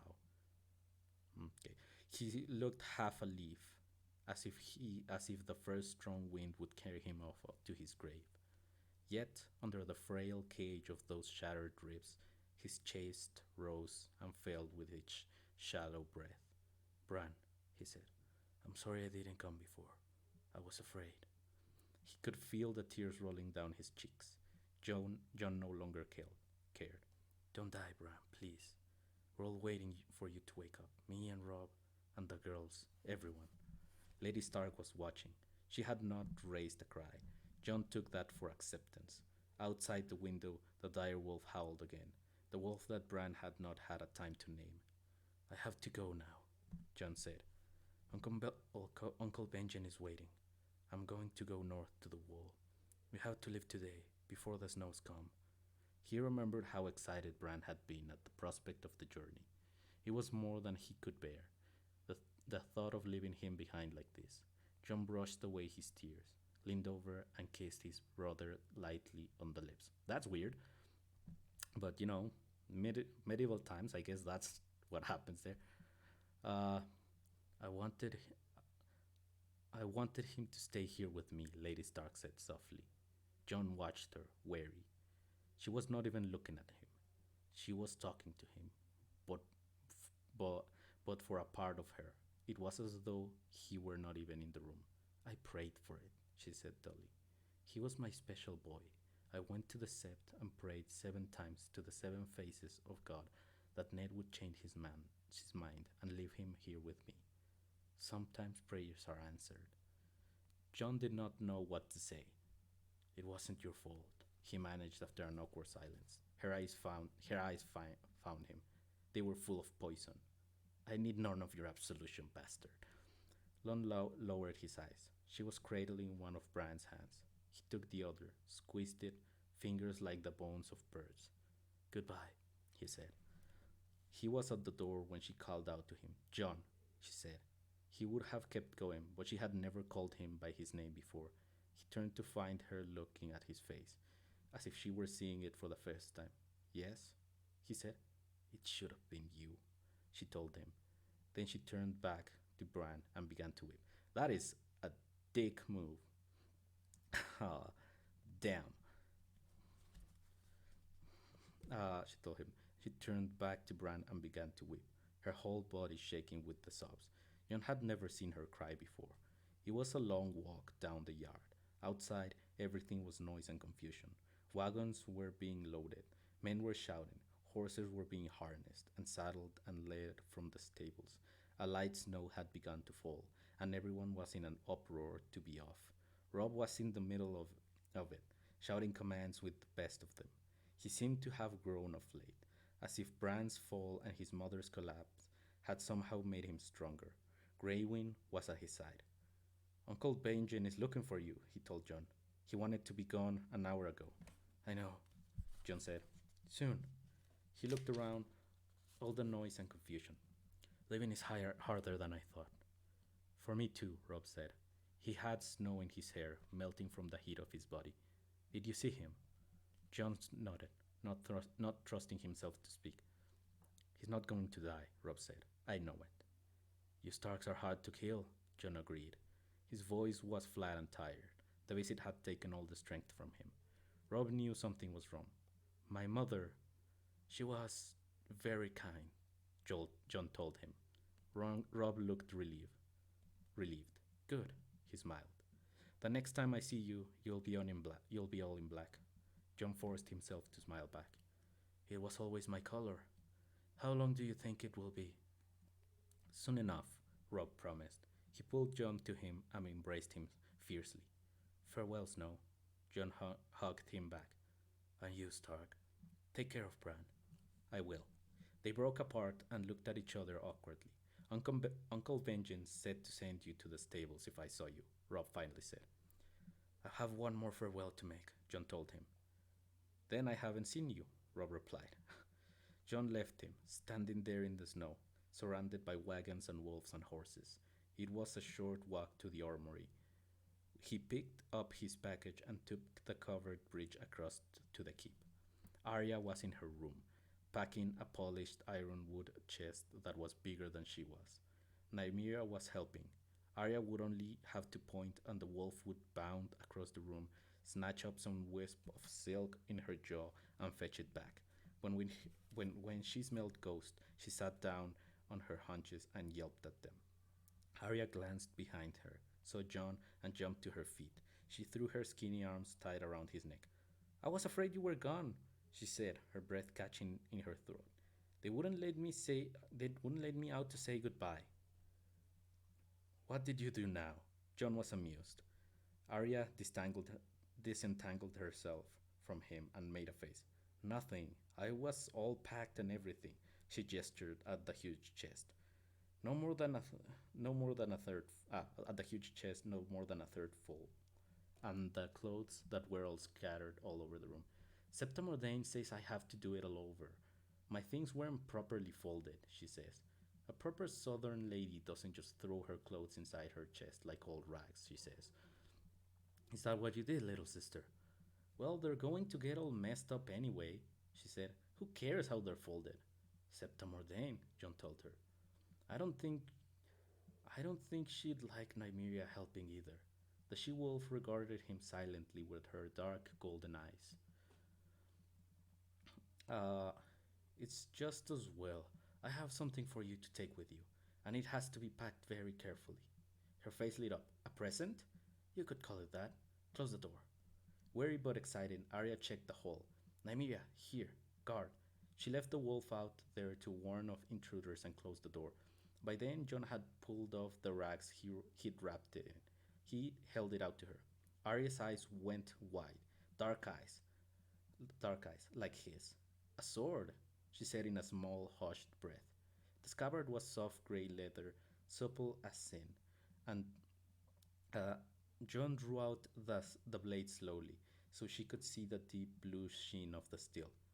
This is no toy, he told her. Be careful you don't cut yourself. The edges are sharp enough to shave with. Girls don't shave, Arya said. Maybe they should. Have you ever seen the Septa's legs? She giggled at him. It's so skinny. So are you, John told her. I had Mikan make this special. The Bravos use swords like this in Pentos, and Mir and the other free cities. It won't hack a man's head off, but it can poke him full of holes if you're fast enough. I can be fast, Arya said. You'll have to work at it every day. He put the sword in her hands, showed her how to hold it, and stepped back. How does it feel? Do you like the balance? I think so, Arya said. First lesson, John said, sticking with the pointy end. Arya gave him a whap on the arm with the flat of her blade. The blow stung, but John found himself grinning like an idiot. I know which end to use, Arya said. A doubtful look crossed her face. Septa Mordane will take it away from me. Not if she doesn't know you have it, John said. Who will I practice with? You'll find someone. John promised her. King's, La- King's Landing is a true city, 1,000 times the size of Winterfell. Until you find a partner, watch how they fight in the yard. Run and ride, make yourself strong. And whatever you do, Arya knew what was coming next. They said it together. Don't tell Sansa. John, yeah, she might not bring her any Christmas presents. Okay, John messed up her hair. I will miss you, little sister. Suddenly, she looked like she was going to cry. I wish you were coming with us. Different roads sometimes lead to the same castle. Who knows? He was feeling better now. He was not going to let himself be sad. I better go. I'll spend my first year on the wall emptying chamber pots if I keep Uncle Ben waiting any longer. Arya ran to him for a last hug. Put down the sword first, John warned her, laughing.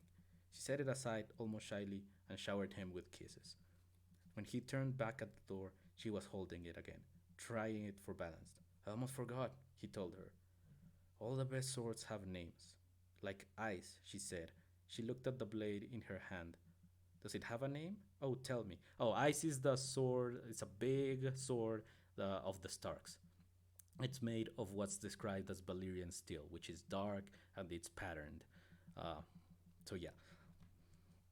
Anyways, oh, tell me, can't you guess? John teased. Your very favorite thing. Arya seemed puzzled at first. Then it came to her.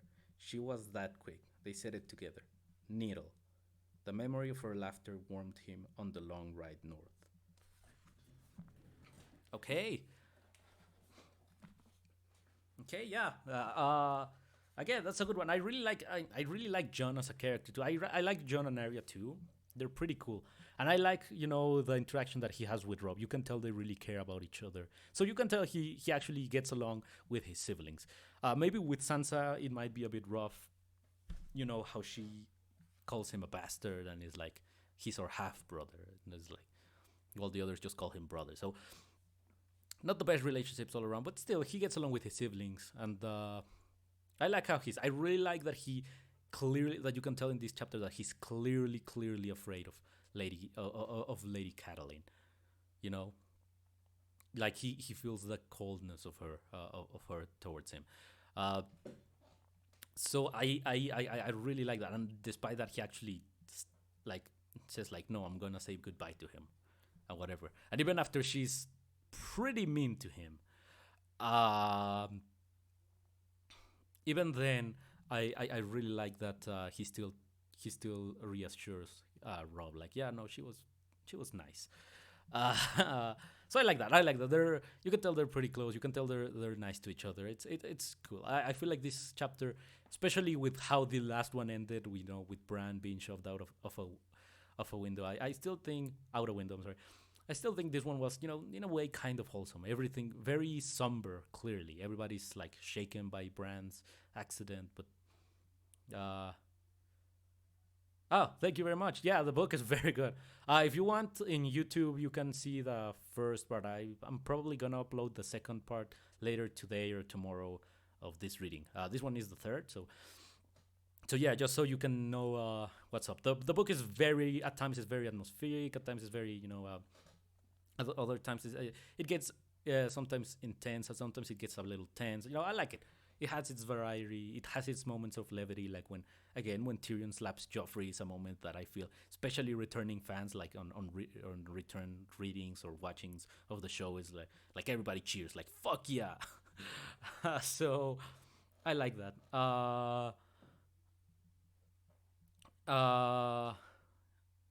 Yeah, thank you.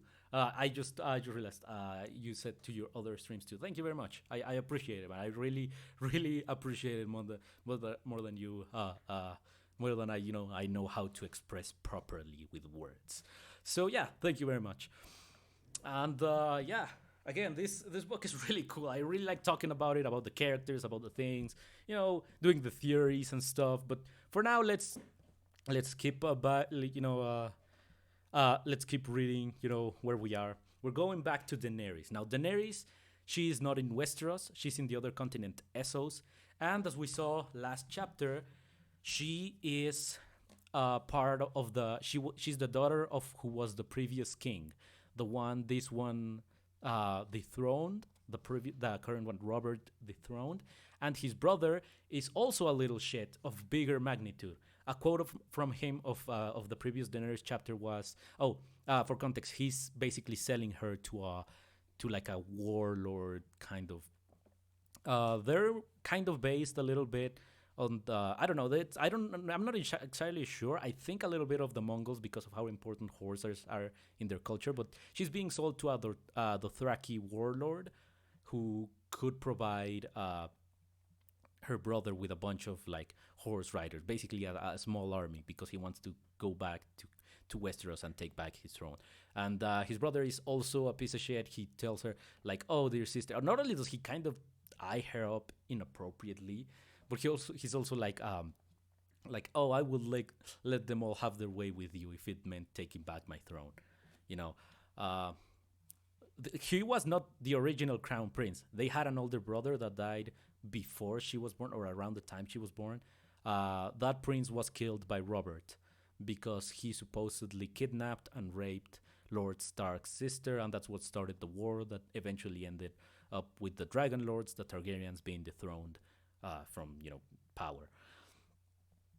Uh, Sorry, that's my that's my phone. I'm gonna put it on silent now.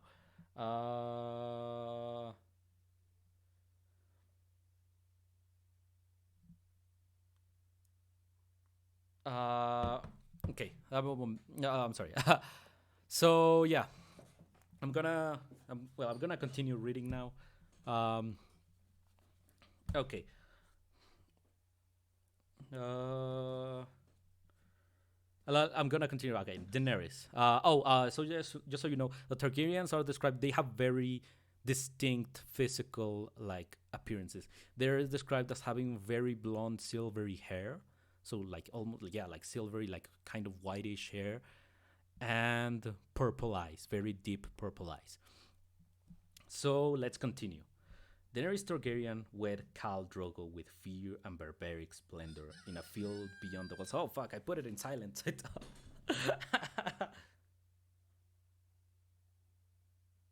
uh, okay. Let me see. Oh, I did put it in silence. It's just it's silence for like for the other notices, or like for like games or music or videos or whatever, not for action notifications. Okay, there it goes. Okay, let's continue now. There is Targaryen with Khal Drogo. Khal Drogo is basically the Thraki warlord that I mentioned, and with fear and barbaric splendor in a field beyond the walls of Pentos. For the Dothraki believed that all things of importance in a man's life must be done beneath the open sky. Drogo called his Kalasar to attend him, basically like his subjects or whatever. And they had come 40,000 Dothraki warriors and uncounted numbers of women, children, and slaves. Outside the city walls, they camped with their vast herds, raising places of woven grass, eating everything in sight, and making the good folk of Pentos more anxious with every passing day. My fellow magisters have doubled the size of the city guard, Illyrio told them over plates of honey dog and orange stuff. Illyrio is a merchant. He's a rich guy who's helping his brother and her, I guess, but mostly his brother. Told him over platters of honey duck and orange snap peppers on one night at the manse that had been Drogo's. The Khal had joined his Kalasar, his estate given over to Daenerys and her brothers until the wedding. Best we get Princess Daenerys wedded quickly before they hand half the wealth of Pentos away to sellswords and bravos, said Jorah Mormont jested. The exile had sort of the exile had offered her brothers had offered her brother his sword the night that Dany had been sold off uh, to Khal Drogo. Viserys, her brother, had accepted eagerly.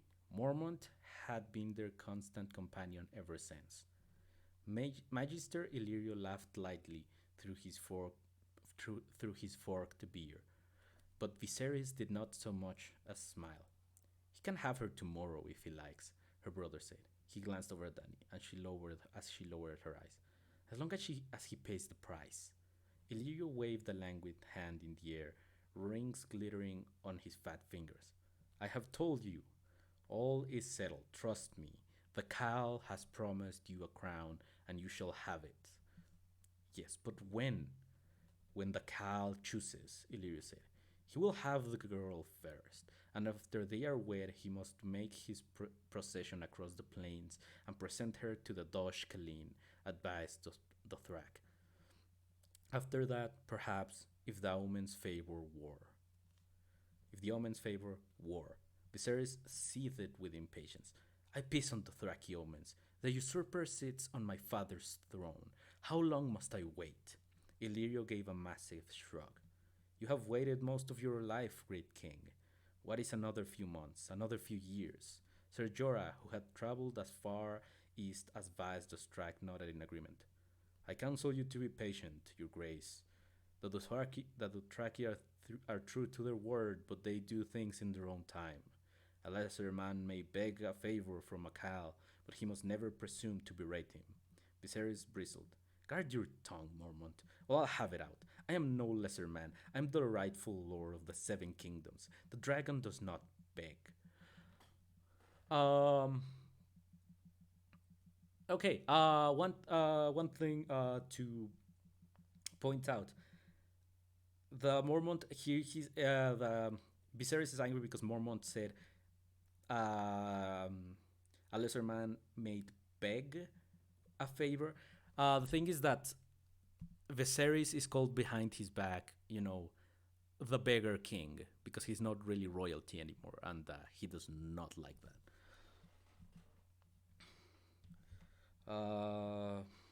Okay, so Ser Jorah lowered his eyes respectfully. Illyrio smiled enigmatically and tore a wing from the duck. Honey and grease ran over his fingers and dripped down into his beard as he nibbled at the tender meat. There are no more dragons, Dany thought, staring at her brother, though she did not dare say it out loud. Yet that night she dreamt of one. Viserys was hurting her. She was naked, clumsy with fear. She ran from him, but her body seemed thick and ungainly. He struck her again. She stumbled and fell. You woke the dragon. Oh, that's what he likes to say when he gets angry. He screamed as he kicked her. You woke the dragon. You woke the dragon. Her thighs were slick with blood. She closed her eyes and whimpered, and as if in answer, there was a hideous ripping sound and the crackling of some great fire. When she looked again, Viserys was gone. Great columns of flame rose all around, and in the midst of them was a dragon. It turned its great head slowly. When its molten eyes found hers, she woke, shaking and covered with a fine sheen of sweat. She had never been so afraid. Uh, until the day of her wedding came, she had never been so afraid. Until the day of her wedding came at last. The ceremony began at dawn and continued until dusk, an endless day of drinking and feasting and fighting. A mighty earthen ramp had been raised amid the grass palaces. Oh, the Thraki, by the way, again, I think I mentioned it. Their culture is very focused on horses, right? So most of their ceremonies probably involve them in one way or another. Okay. Okay, drinking and feasting and fighting. A mighty earthen ramp had been raised amid the grassed palaces. Yeah, and there Danis was seated beside Khal Drogo, above the seething sea of the Thraki. She had never seen so many people in one place, nor people so strange and frightening. The horse lords might put on rich fabrics and sweet perfumes when they visited the free cities, but out under the open sky they kept the old ways. Men and women alike wore painted leather vests over bare chests and horsehair leggings stitched by bronze medallion belts, and the warriors greased their long braids with fat from the rendering pits. Oh yeah, the Dothraki men make their hair. They fashion their hair on a braid, and they let it grow and grow and grow. If you are defeated by someone, you're supposed to cut and present them with your braid. So the braids are very like a symbol of pride. Their hair, the longer their hair is, the better, and the more they adorn it with like bells and stuff. So okay, um, they gorged themselves on horse flesh, roasted with honey and peppers, drank themselves blind on female on fermented mare's milk and Illyria's finest fine wine, and spat jests at each other across the fires, their voices harsh and alien in Dany's ears. Viserys was seated just below her, splendid in a new black wool tunic with a scarlet dragon on the chest. Illyrio and Ser Jorah sat beside him. Theirs was a place of high honor, just below the cow's own blood riders. But Dany could see the anger in her brother's lilac eyes. He did not like sitting beneath her, and he fumed when the slaves offered each dish first to the Khal and his bride and served him from the portions they refused. He could do nothing but nurse his resentment, so nurse it he did, his mood growing blacker by the hour at each insult to his person. Danny had never felt so alone as she did, sitting in the midst of that vast horde. Her brother had told her to smile, and so she smiled until her face ached and the tears came unbidden to her eyes. She did her best to hide them, knowing how angry Viserys would be if he saw her crying, terrified of how Khal Drogo might react. Always keep a knife handy. Yeah, I guess. Uh, yeah, might not be a bad advice for her. Uh, she terrified of how Khal Drogo might react. Um, Food was brought to her, steaming joints of meat and thick black sausages and Dothraki blood pies, and later fruits and sweetgrass stew and delicate pastries from the kitchens of Pentos. But she waved it all away. Her stomach was a royal, and she knew that she could keep none of it down. There was no one to talk to. Khal Drogo shouted commands and jests down to his blood riders and laughed at their replies, but he scarcely glanced at Danny beside him. They had no common language. The Thraki was incomprehensible to her, and the Khal knew only a few words of the bastard Valyrian of the Free Cities, and none at all of the common tongue of the Seven Kingdoms. She would have welcomed the conversation of Illyria and her brother, but they were too far below to hear her. So she sat in her wedding silks, nursing a cup of honeyed wine, afraid to eat, talking silently to herself. I am blood of the dragon, she told herself. I am Daenerys Stoneborn, princess of Dragonstone, of the blood and seed of Aegon the Conqueror. The sun was only a quarter of the way up the sky when she saw first man, her first man die. Drums were beating as some of the women danced for the cow. Drogo watched without expression, but his eyes followed their movements, and from time to time he would toss down a bronze medallion for the woman to fight over. The warriors were watching too. One of them finally stepped into the circle, grabbed the dancer by the arm, and pushed her down to the ground and mounted her right there, as a stallion mounts a mare. Illyria had told her that might happen. The Dothraki made like the animals in their herds. There is no privacy in a Kalasar, and they do not understand sin or shame as we do. Dany looked away from the coupling, frightened when she realized what was happening. But a second warrior stepped forward, and a third, and soon there was no way to avert her eyes. Then two men seized the same woman. She heard a shout, saw a shove, and in the blink of an eye, the arcas were out.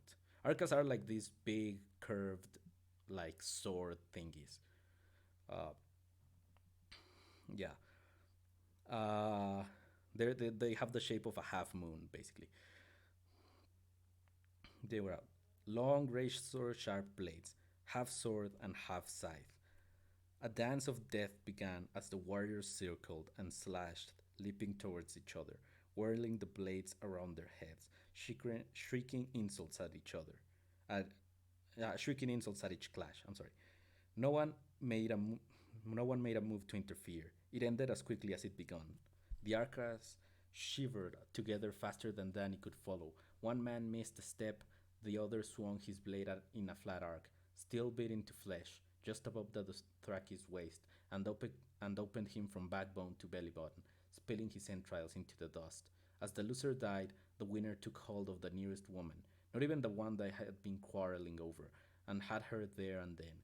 Slaves carried off the body, and the dancing resumed. Master Illyrio had warned Dany about this too. A Dothraki wedding without at least 3 deaths is deemed a dull affair, he had said. Her wedding must have been especially blessed. Before the day was over, a dozen men had died. As the hours passed, the terror grew in Dany, until it was all she could do not to scream. She was afraid of the Dothraki, whose ways seemed alien and monstrous, as if they were beasts in human skin and not true men at all. She was afraid of her brother, of what he might do if she failed him. Most of all, she was afraid of what would happen tonight under the stars, when her brother gave her up to the hulking giant who sat drinking beside her, with a face as still and cruel as a bronze mask. I am the blood of the dragon, she told herself again. When at last the sun was low in the sky, Khal Drogo clapped his hands together, and the drums and the shouting and the feasting came to a sudden halt.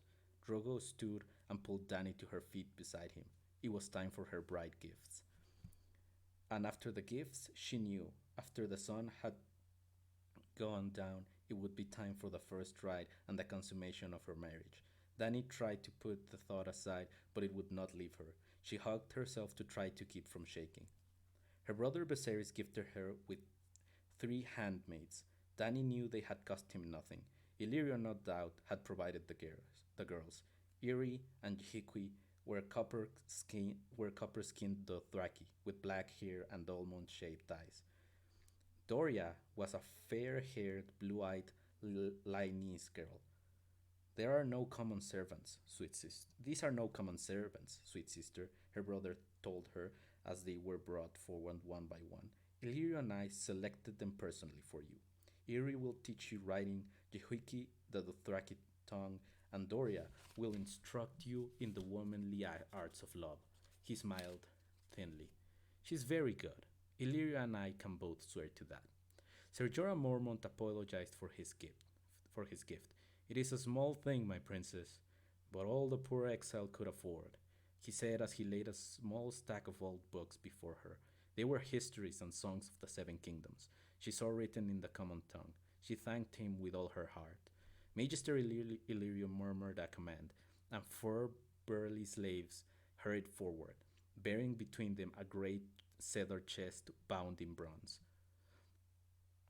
When she opened it, she found piles of the finest velvets and damasks the free cities could provide, and resting on top, nestled in the soft cloth, 3 huge eggs. Dany gasped. They were the most beautiful things she had ever seen, each different than the others, patterned in such rich colors that at first she thought they were crusted with jewels, and so large it took both of her hands to hold one. She lifted it delicately, expecting that it would be made of some fine porcelain or delicate enamel, or even brown glass, but it was much heavier than that, as if it were all of solid stone. The surface of the shell was covered with tiny scales, and she turned the egg between her fingers. They shimmered like polished metal in the light of the setting sun. One egg was deep green, with burnished bronze flecks that came and went depending on how Dany turned it. Another was pale cream, streaked with gold. The last was black as the midnight sea, yet alive, with scarlet ripples and swirls. What are they? She asked, her voice hushed and full of wonder. Dragon's eggs from the Shadowlands beyond the Sea, said Magister Illyrio. The Aeons have turned them to stone, yet they still burn bright with beauty. I shall treasure them always. Dany had heard tales of such eggs, but she had never seen one, nor thought to see one. It was truly a magnificent gift, though she knew that Illyrio could afford to be lavish. He had collected a fortune in horses and slaves for his part in selling her to Khal Drogo. The Khal's blood riders offered her the traditional 3 weapons, and splendid weapons they were. Hago gave her a great leather whip with a silver handle, Kolo a magnificent arca chased in gold, and Kohto a double curved dragon bone bow taller than she was. Magister Illyrio and Sir Jorah had taught her the traditional refusals for these offerings. This is a gift worthy of a great warrior, O blood of my blood, and I am but a woman. Let my lord husband bear these in my stead. And so Khal Drogo too received his bride gifts. Other gifts she was given in plenty by other Dothraki: slippers and jewels and silver rings for her hair, medallion belts and painted vests and soft furs, sand silks and jars of scent, needles and feathers and tiny bottles of purple glass, and a gown made from the skin of 1,000 mice. A handsome gift, Khaleesi, Magister Illyrio said of the last, after he had told her what it was. Most lucky. The gifts mounted up around her in great piles, more gifts than she could possibly imagine, more gifts than she could want or use. And last of all, Caldrogo brought forth his own bride gift to her. An expectant hush rippled out from the center of the camp as he left her side, growing until it had swallowed the whole. I'm sorry. Yeah, left her side, growing. Yeah, no, growing. I thought it said growling, but no, growing until it had swallowed the whole Kalasar. When he returned, the de- the denseness of the Thraki gift givers parted before him, and a, he led the horse to her. She was a young filly, spirited and splendid. Danny knew just enough about horses to know that this was no ordinary animal. There was something about her that took the breath away. She was great as the winter sea, with a mane like silver smoke. Hesitantly, she reached out and stroked the horse's neck, ran her fingers through the silver of her mane. Caldrogo said something in Dothraki, and Magister Illyrio translated. Silver for the silver of your hair, the call says. She's beautiful, Danny murmured. She is the pride of the Khalasar, Illyrio said. Custom decrees that the Khaleesi must ride a mount worthy of her place by the side of the Khal. Drogo stepped forward and put his hand on her waist. He lifted her up as easily as if she were a child and set her on the thin Dothraki saddle, so much smaller than the ones she was used to. Dany sat there, uncertain for a moment. No one had told her about this part. What should I do? She asked Illyrio. It was Sir Jorah Mormont who answered. Take the reins and ride. You need not go far. Nervously, Dany gathered the reins in her hands and slid her feet into the short stirrups. She was only a she was only a fair rider. She had spent far more time traveling by ship and by wagon and palanquin than by horseback. Praying that she would not fall off and disgrace herself, she gave the filly the lightest and most timid touches with her knees, and for the first time in hours she forgot to be afraid, or perhaps it was for the first time ever. The silver gray filly moved with a smooth and silken gait. Gait? I think gait. Gait. Gait. Oh, okay. The crowd parted for her, every eye upon them. Dany found herself moving faster than she had intended, yet somehow it was exciting rather than terrifying. The horse broke into a trot and she smiled. The Thraki scrambled to clear a path. The slightest pressure with her legs, the slightest touch on the reins, and the filly responded. She sent it into a gallop, and now the Thraki were hooting and laughing and shouting at her as they jumped out of her way. As she turned to ride back, a fire pit loomed ahead, directly in her path. They were hemmed into in they were hemmed in on either side, with no room to stop. A daring she had never known filled Daenerys then, and she gave the filly her head. The silver horse leapt the flames as if she had wings. Then she pulled up before Magister Illyrio. She said, Tell Khal Drogo that he has given me the wind. The fat Pentoshi stroked his yellow beard as he repeated her words in Dothraki, and Dany saw her new husband smile for the first time. The last silver of sun vanished behind the high walls of Pentos and the west just then. Dany had lost all track of time. Khal Drogo commanded his blood riders to bring forth his own horse, a lean red stallion, as the Khal was saddling the horse. Viserys slid close to Dany on her silver, dug his fingers into her leg, and said, Please him, sweet sister, or I swear you will see the dragon wake as it has never woken before. The fear came back to her then. With her brother's words, she felt like a child once more, only 13 and all alone, not ready for what was about to happen to her. Oh, yeah, she's 13. They rode out together as the stars came out, leaving the Kalasar and the grass palaces behind. Khal Drogo spoke no word to her, but drove his stallion at trot, trot, I don't know, through the gathering dusk. The tiny silver bells in his long braid rang softly as he rode. I am the blood of the dragon, she whispered aloud as she followed, trying to keep her courage up. I am the blood of the dragon. I am the blood of the dragon. The dragon was never afraid. Afterwards, she could not say how far or how long they had ridden, but it was full of dark when they stopped at a glassy place beside a small stream. Drogo swung off his horse and lifted her down from hers. She felt as fragile as glass in his hands, her limbs as weak as water. She stood there helpless and trembling in her wedding silks while he secured the horses. When he returned to look at her, she began to cry. Khal Drogo stared at her tears, at the tears in her face. No, Khal Drogo stared at her tears, his face strangely empty of expression. No, he said.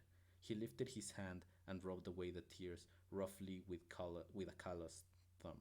You speak the common tongue, Danny said in wonder. No, he said again.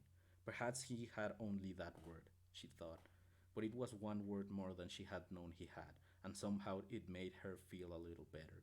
Drogo touched her hair lightly, sliding the silver bone strands between his fingers and murmuring softly in Dothraki. Danny did not understand the words, yet there was warmth in the tone, a tenderness she had never expected from this man.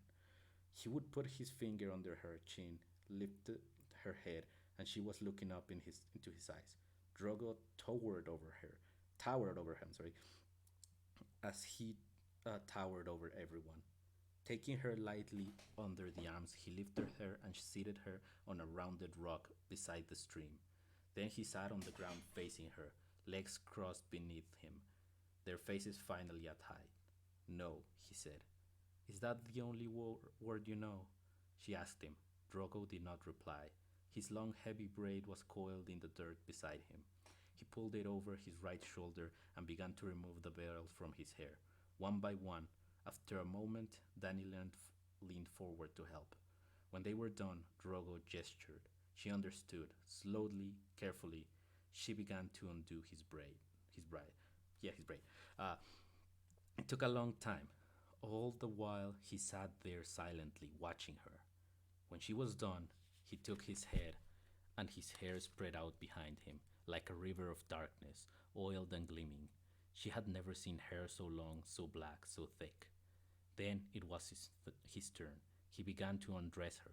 His fingers were deft and strangely tender. He removed her silks one by one carefully, while Danny sat unmoving, silent, looking at his eyes. When he bared her small breast, she could not help herself. She averted her eyes and covered herself with her hands. No, Drogo said. He pulled her hands away from her breasts, gently but firmly. Then lifted her face again to make her look at him. No, he repeated. No, she echoed back at him. She stood her up, then pulled her close to remove the last of her silks. The night air was chilly on her bare skin. She shriveled, and goose flesh covered her arms and legs. She was afraid of what would come next, but for a while nothing happened. Khal Drogo sat with his legs crossed, looking at her, drinking in her body with his eyes. After a while, he began to touch her, lightly at first, then harder. She could sense fierce strength in his hands, but he never hurt her. He held her hand in his own and brushed her fingers, one by one, ran a hand gently down her leg. He stroked her face, tracing the curve of her ears, running a finger gently around her mouth. He put both hands in her hair and combed it with his fingers. He turned her around, massaged her shoulders, slid a knuckle down the path of her spine. It seemed as if hours passed before his hands finally went to her breasts. He stroked the soft skin underneath until it tingled. He circled her nipples with his thumbs, pinched them between thumb and forefinger, then began to pull at her, very lightly at first, then more insistently, until her nipples stiffened and began to ache. He stopped then and drew her down onto his lap. Dany was flushed and breathless, her heart fluttering in her chest. He cupped her face in his huge hands, and she. Oh, hey! Gun Q9 has followed. Thanks for the follow, my man. I appreciate it. I hope you're liking the stream, and I hope I can continue. Oh, and now 8 has followed as well. I am now kind of worried that it might be bots. Whatever. But if not, thank you so much, man. I really appreciate it. And yeah, sorry about that. I've been having trouble with bots, so yeah. Anyways, he stopped then and drew her into his lap. Dany was flushed and breathless, her heart fluttering in her chest. He cupped her face in his huge hands, and she looked into his eyes. No, he said, and she knew it was a question. She took his hands and moved it down the wetness between her thighs. Yes, she whispered, as she put his finger inside her. Okay, Dany's second chapter. I really like this one a lot more. Not only because, first of all, I really like the Dothraki culture. I think it's very interesting. Like, I'm the kind of person who really likes learning about those sorts of things, like. And the culture of the Dothraki seems really interesting to me. Like, the more you read Dany's chapters, the more you read about their religion, their costumes, their beliefs, their the way they celebrate, the way they see the world. I went to understand it. I also like the way that Khal Drogo is portrayed. Like, I like the contrast between how at first they're like this savage, like, a good wedding is not a good wedding if there's not three dead people by the end, right? But then afterwards, Khal Drogo clearly shows a lot of tenderness and care for her, and he asks her, like, if she's okay with this, basically, and I think that's really cool. We see that's very, how to put it. I think that's very interesting to see that again. There's depth to these characters. It's not as simple as those culture, these people are barbarians, because it's never that simple. A lot of times historically, barbarians usually meant not us. Those people are not us, therefore they're somehow uncivilized, right? And I really like that we get to see that through Khal Drogo. We can tell that his braid is very long, so he has never lost a battle. He has probably killed a lot of people. We see that he's probably also very harsh, very like in his culture. But we see that at the end of the day, he's a person. He's capable of being tender. He's capable of being caring. And I also like Dany's character. Like in her first chapter, she's just afraid the whole time. She's very meek, very just letting everything flow through her. And the moment she rides the horse, I think that's symbolism. I think that's supposed to be symbolically the moment she becomes, part of the Dothraki culture. All of a sudden, she actually, she rides the horse and she starts to feel not afraid. It says maybe for the first time in her life, because she spent her whole life running away from, since she was royalty, she's she's kind of an important person, so she might make a good hostage or whatever. So yeah, a lot of people, a lot of people like might. I'm sorry. I lost my train of thought for a moment. What was I saying? Why did it suddenly left me? So I hate it when that happens. It's like all of a sudden you're talking about something. I was like, wait, what? Sorry, that happens from time to time. But yeah, no. Basically, I think it's like she's understanding it. Yeah, kind of. Thank you. That reminded me. Yeah, the moment she's with them, like, she feels a little bit more free, and I feel that kind of has to do with the fact that you start to see that there's potential in her character for more like adventures, like the way she jumps over that fire with the horse, for another side of her to finally come out now that she's in a new situation. and that she's still, I mean, she got sold to this man. She's clearly not still completely, but the fact that she asked her has given her more agency than we ever saw her uh, with her brother and throughout her life from what we heard in the first chapter. So it's very interesting to me. It's very cool to see that. It's very um, it's very entertaining to see this, and to see again the stories that happen to these characters. They feel like people. She's still a very young girl. She still doesn't understand, but at the end of the day, the first, like, when she at the end of the chapter tells yes to Khal Drogo, which again, it's kind of conflicting. On one hand, he was sold to her, which is like, but I like the realism that things like that did happen, in different places in different times. We cannot deny that they happen. So I like that. I appreciate that realism, and I like that her saying yes is the first, like, agency that we see from her. Is the first decision that she takes for herself. She's not doing something that anyone else told her. And I think it's pretty cool that in a way Khal Drogo gave her her first bit of agency, kind of, if that makes sense. And again, I really like the Daenerys chapters because I really like how cool it is, to see. I really like how cool it is to see the Dothraki and their different culture. I think that their culture is so cool. So yeah, again, I love it. I love it. I love it. I love it. And the other authors would just instantly say that she's instantly comfortable. But yeah, no, that's not how it works. I like that she starts to get comfortable not only with the horse. Like, at first it's the horse, right? That's what makes her comfortable. But then she again starts to be afraid. When she starts to nervous, she's like repeating to herself, "I'm the blood of the dragon." But then she starts to notice that Khal Drogo just kind of looks at her. Yeah, he undresses her, but he doesn't touch it. And the book tells you like how he slowly does, and she starts to actually feel more comfortable. We can understand to some extent why that happens, right?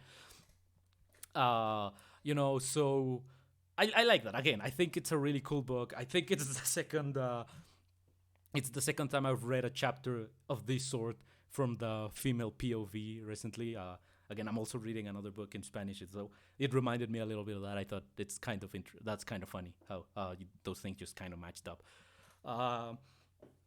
But yeah, it's pretty cool. And again, there was something that I remember an interview with the author George R. R. Martin where it was like, where someone asked her like, how do you write such cool female characters? How do you write so like realistic female characters? And George R. R. Martin was like, well, I think of them as people.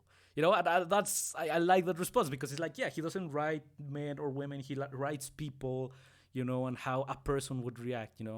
Personally, I am of the belief that men and women, well, definitely different. There's biological differences, and also here and there, we act differently. I feel like at the end of the day, there have been times when women describe how they're feeling or whatever, I have a lot of the times been like, yeah, I felt that.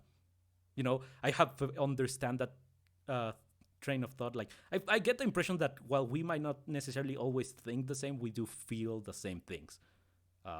The feelings that we have is to say we just a lot of the times are not aware of that.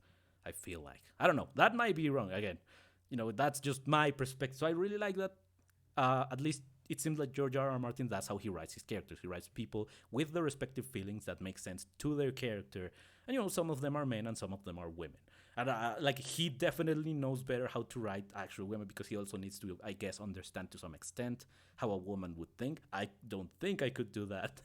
But at least to the feelings department, I really like, yeah, I can understand why she's nervous. I can understand why, she's been afraid, and I can understand why she's getting more comfortable in this crappy situation, and why overall it kind of turns out, the best that it can, I think that's a very interesting thing that happens in this book, and I love this book series for it. I think it's fantastic. I think it's great.